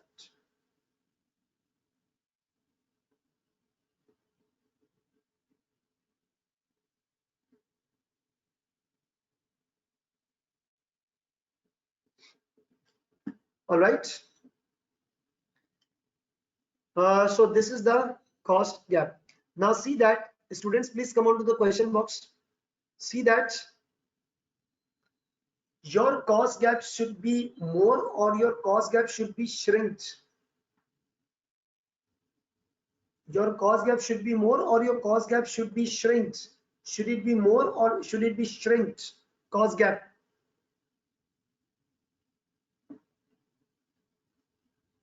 Yes, it should be less, it should be low. And now point to be noted is that closing the cost gap. The cost gap should be closed down. The cost gap should be closed down, right? The cost gap should be closed down. Your cost gap should be reduced. Your cost gap should be reduced. Number one. If I can make the if I can again make the that sketch, that what you are supposed to do, that is selling price, target cost,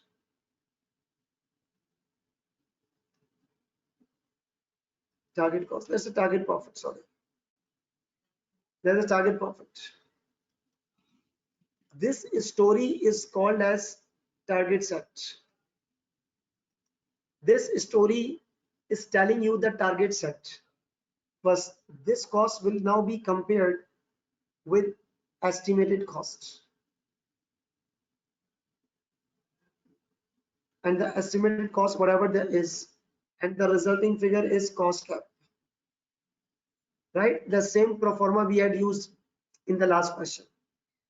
Now when you are supposed to close down the cost gap, when you are supposed to close down the cost gap, there should not be the change in the target.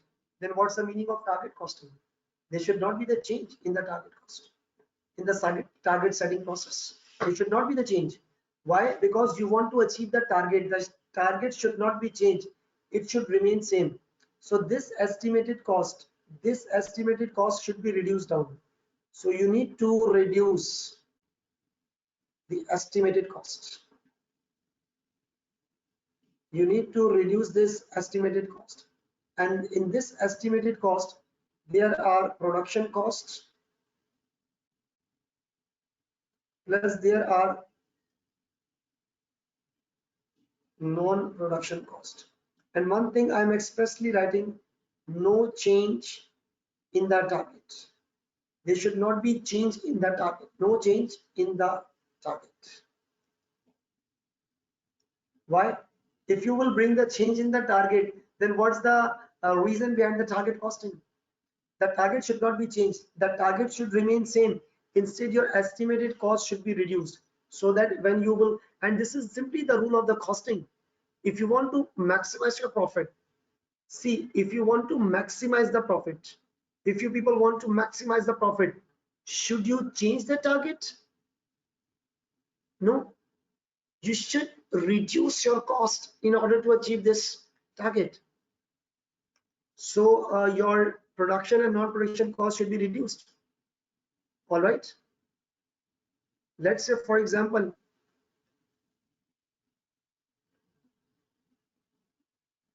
ways to reduce the cost gap. Ways to reduce the cost gap. What's the way to reduce the cost gap?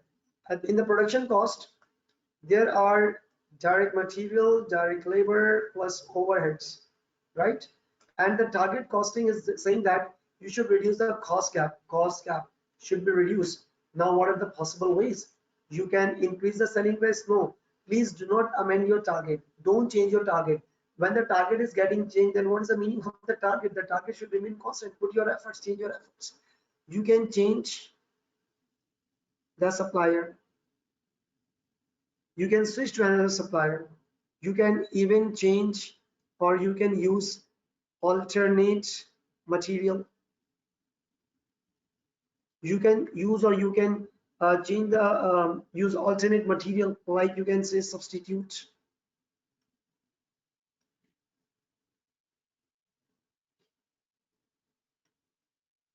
All right. You can train the staff. You can train the staff so that when they will be trained,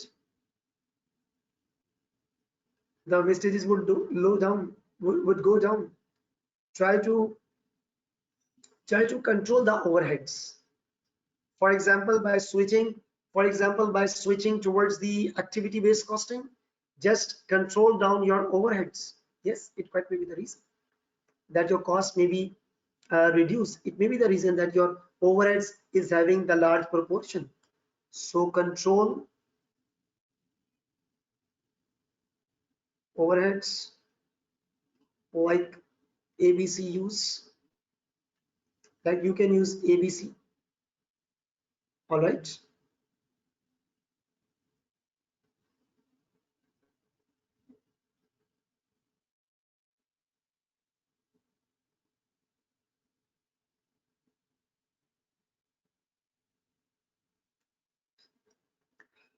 Now what else you can do? You can switch on the supplier. You can now one more important thing. There is a concept of value analysis. There is a concept of value analysis. What is the concept of value analysis? Value analysis is saying that value analysis. What value analysis is saying? Value analysis is saying that use your materials, design your product in such a manner, design your product in such a manner that is use those features which are valued by the customers. For example, if the customers are not accepting any value added thing, let's say I usually give the practical examples. There are a lot of cough syrup, you know, the medicine.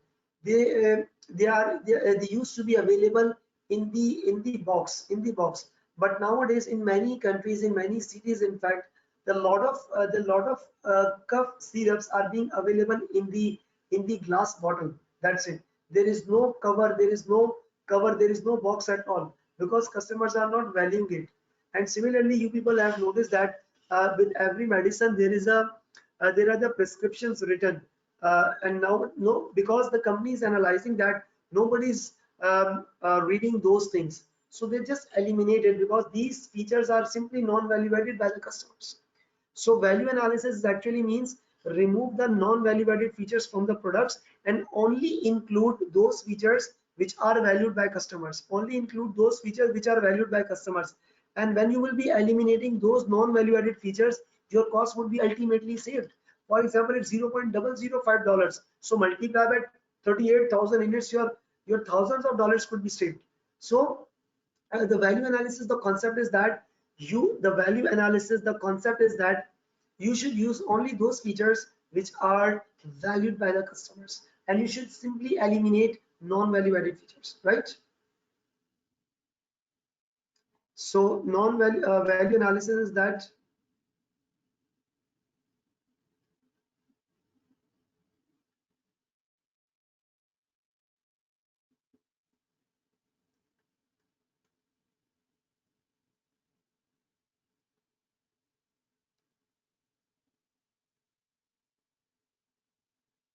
and remove those features which are not valued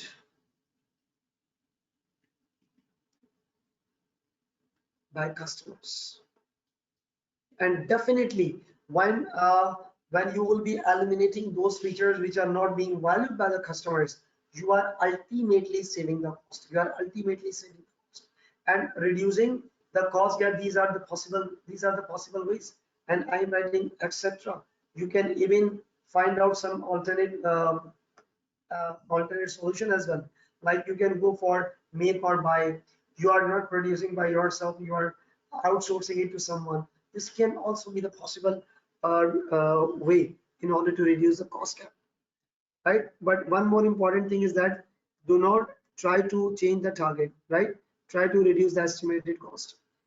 Next, these are the steps definitely of target costing.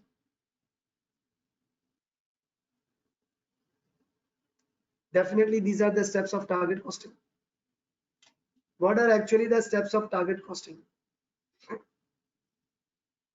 Please read all these steps.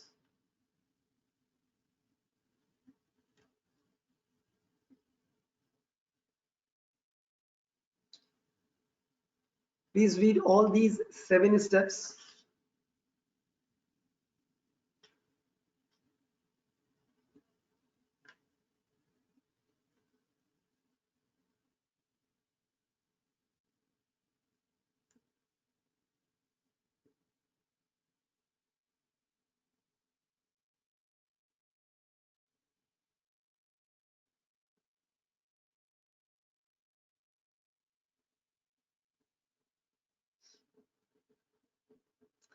First of all, you should identify the product. You should identify the product and estimate its volume. Volume means expected number of units to be sold. That's pull the selling price from the market. Pull the selling price from the market. Obviously, because you are not deciding the selling price, right? Decide the target profit. Now you should decide the target profit. Calculate the target cost. You simply divide. How to calculate target cost? Selling price minus target profit. Estimate own cost, and that should be including production plus non-production. Then you are supposed to calculate the cost gap and then close the cost gap. These are the systematic steps of target costing. These are the very systematic steps of target costing, right? Now let's move ahead. This is the question. This is the question in front of you. Question. Please read this question and answer me in the chat box. Answer me in the chat box. Whatever the question, whatever the requirement, whatever the option, please reply in the chat box.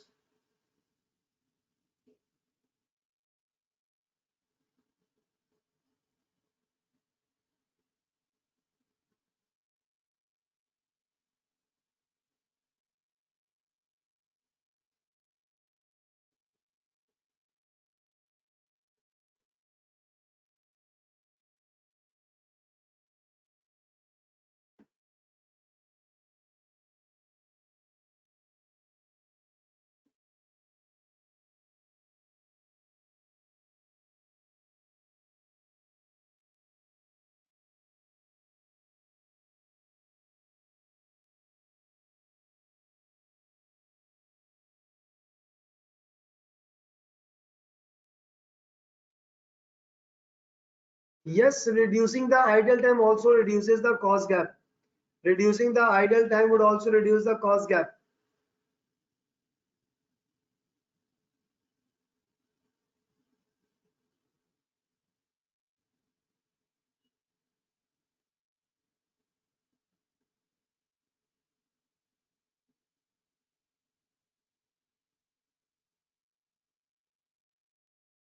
Yes, Osama Ahmed, I have noted down your option.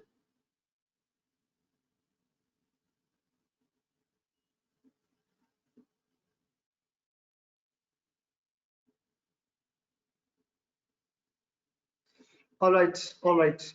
Now, what is the question saying to me? What's the question is saying to me? In target costing, which of the following would be an appropriate strategy? which one is the following is the appropriate, or you can say the most suitable strategy to reduce the cost gap for a product that existing in a competitive industry. See that market is very competitive. You cannot increase the selling price. I've just told you in the previous slide that no change in the target. So that means here the target should not be changed. The selling, you cannot increase the selling price. If you will increase the selling price, your customers will go to the competitors, and sometimes competitors may do unethical marketing as well. So you cannot increase the selling price.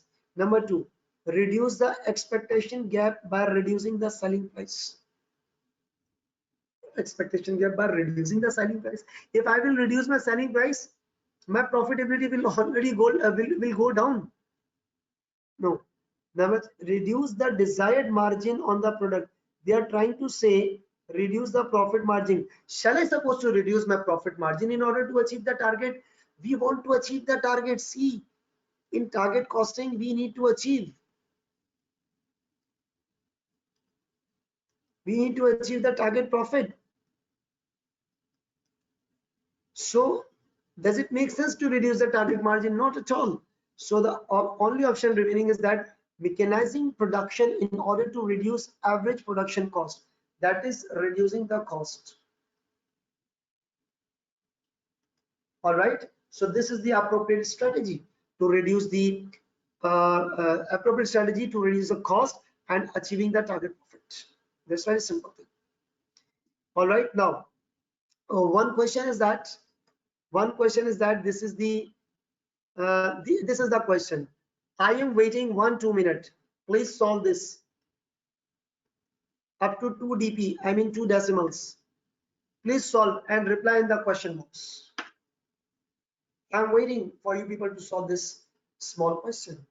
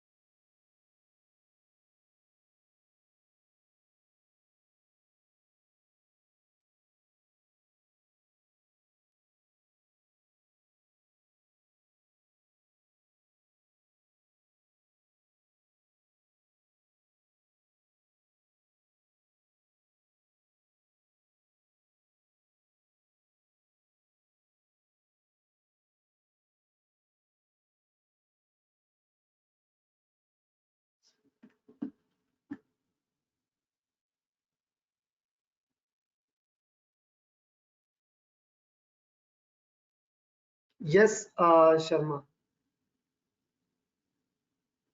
Okay, I'm receiving the answers, and I am now going to solve this question, and probably your answers are right. Probably your answers are right. Okay, now let's discuss this question, and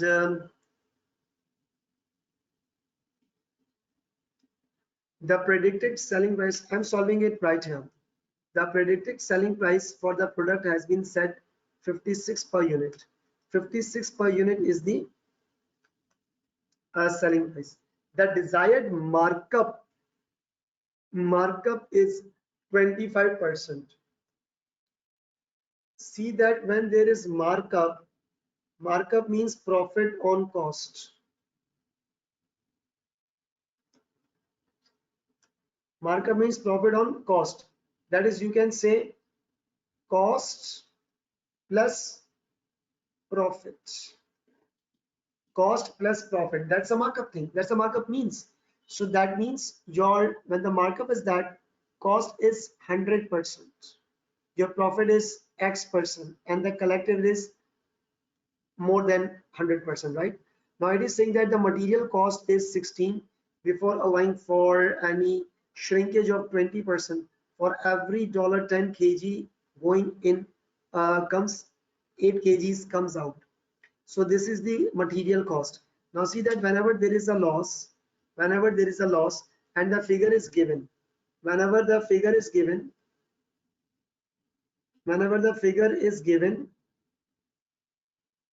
and there is loss, that means figure is after loss. That means figure is after the loss. What is the loss here? The loss here is 20%. That means this 16 is showing me 80%. That means figure is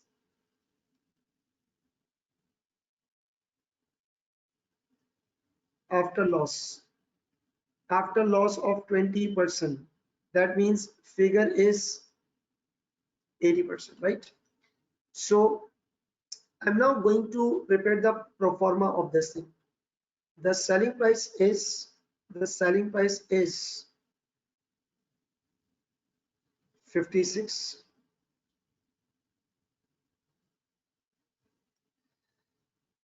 It's the selling price $56, and your markup is 125. So definitely it is 125%. Your target profit is 25%, and your target cost will be 100% because there is the markup. So the target profit is, now you can simply divide it, 56 divided by 125 multiplied by 25. It's a rule of mathematics. Wherever you are, divide. Where you want to go, divide. So you can simply calculate target profit like 56 upon 125 multiplied by 25. So it is 56 divided by 125 multiplied by 25, that is 11.2. That is target cost. 56 minus this, that is 44.8. 44.8 is my target cost, right? Now the thing is that material cost is, I can simply calculate what is actually the requirement. If labor is the only other cost, 2 hours are needed. What is the most business can pay per hour if a cost gap is to be avoided? They want to avoid the target cost gap. So my cost gap will be avoided when I will be estimating my cost, and my cost should be 44.8%. Sorry, 44.8. That means your cost gap would be eliminated. So I will have to estimate my own cost, right? And there are only two costs, material and labor. Now we have to go reverse working. So that is the estimated cost. That's direct material. Direct material would be 16 over 80 multiplied by 100. This is of the loss kind of thing. So 16 divided by 80 into 100, that is $20, right? And then there is the labor cost. And when the labor cost would be, the total should be, see that the total should be 44.8. And so the cost gap is reduced, eliminated. And there is no cost gap, right? So I will have to work down in a reverse manner. So 20, and the difference, the balancing figure is 24.8. It's per unit, right? And this is not my answer. My answer here is that it's saying what is the maximum rate you can pay per hour. What is the most we can pay per hour? So it needs 2 hours, right? So I will be paying them for 2 hours multiply by I don't know what rate. So you have to divide. So the answer is 24.8 divided by 2. That's 12.4. This is the maximum rate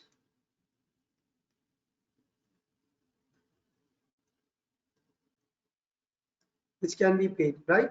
Because if you will be paying more than this amount, your cost will be increased and your target profit will not be achieved, right? So I hope that this question is clear to you people.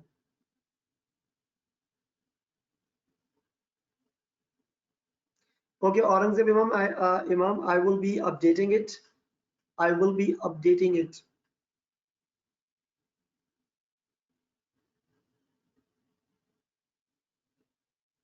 Uh, Nidusha Sekar, it is saying that they have estimated the direct material cost. They have estimated the direct material cost. All right. They did not account for the losses calculation. There is a cost 16 for 10 kg.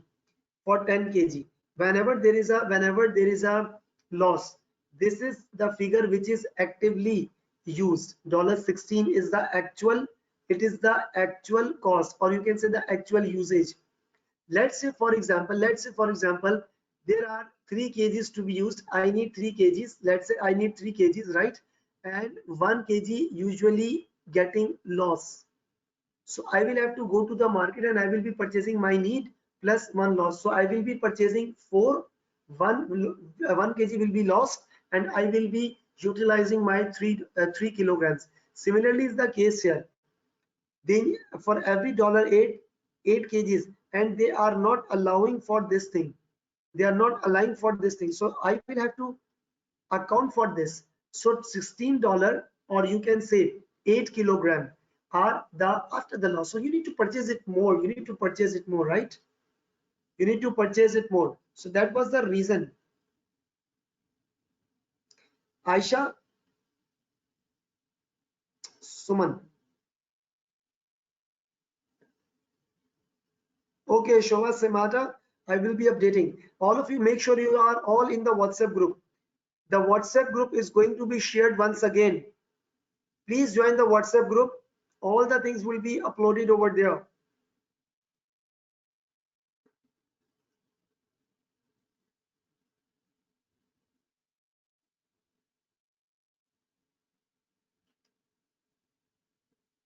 The WhatsApp group will be shared shortly.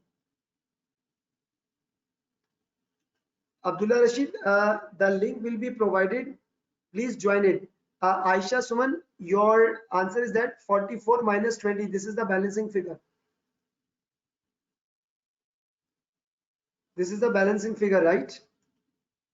Now listen it very carefully.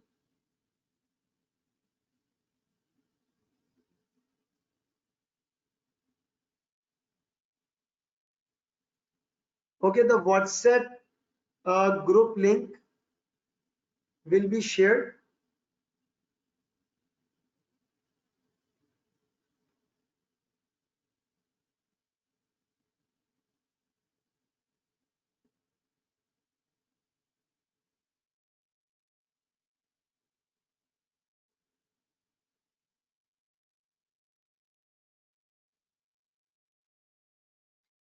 Faisal, this class will be uploaded. Just wait a minute. Just wait a minute.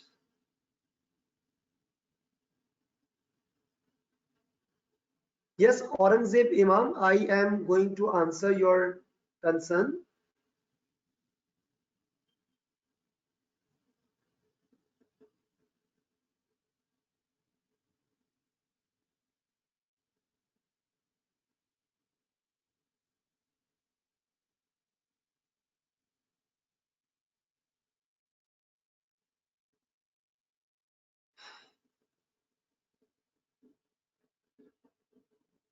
Now, one student Sir, please share the topic which you will be covering tomorrow. Okay, I will be answering your question. One more thing. Tomorrow I will be covering this target costing, and yes, please download this file.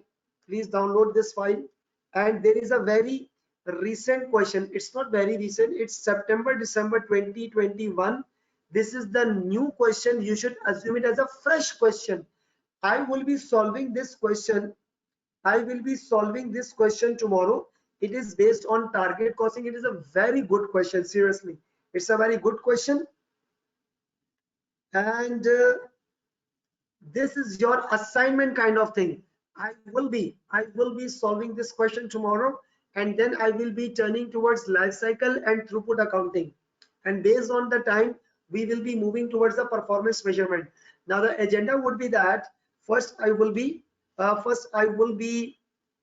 discussing this target costing. I will be discussing life cycle costing, and then throughput accounting. This question I will have to solve it tomorrow because it is from the 2021 case OTQ. It probably might be possible that it's new for all of you, all of the students must attend tomorrow's webinar, right? One more important thing is that then I will be discussing life cycle, throughput accounting, and then performance measurement section, right? So till there, take care of yourself, must revise this and must attend this webinar tomorrow. Secondly, this is my WhatsApp number. If you people want to have any kind of if you people want to deal your query, you can WhatsApp me. This is my WhatsApp number. Please save it. I am holding for a few seconds. This is my WhatsApp number, right? And remember one thing, you people are good. You can achieve this. You can achieve the passing rate. You can achieve the passing percentage of this paper. You are good at study. I am giving you positive vibes. Okay, you can pass the paper. If you will study, if you will work hard and smart, you will pass out the paper. There is not a rocket science in that thing. And I am signing off from this lecture. Must attend this, and all of you must join the WhatsApp group. Now, thank you very much. Have a great day. Have a good evening. Bye bye. Take care.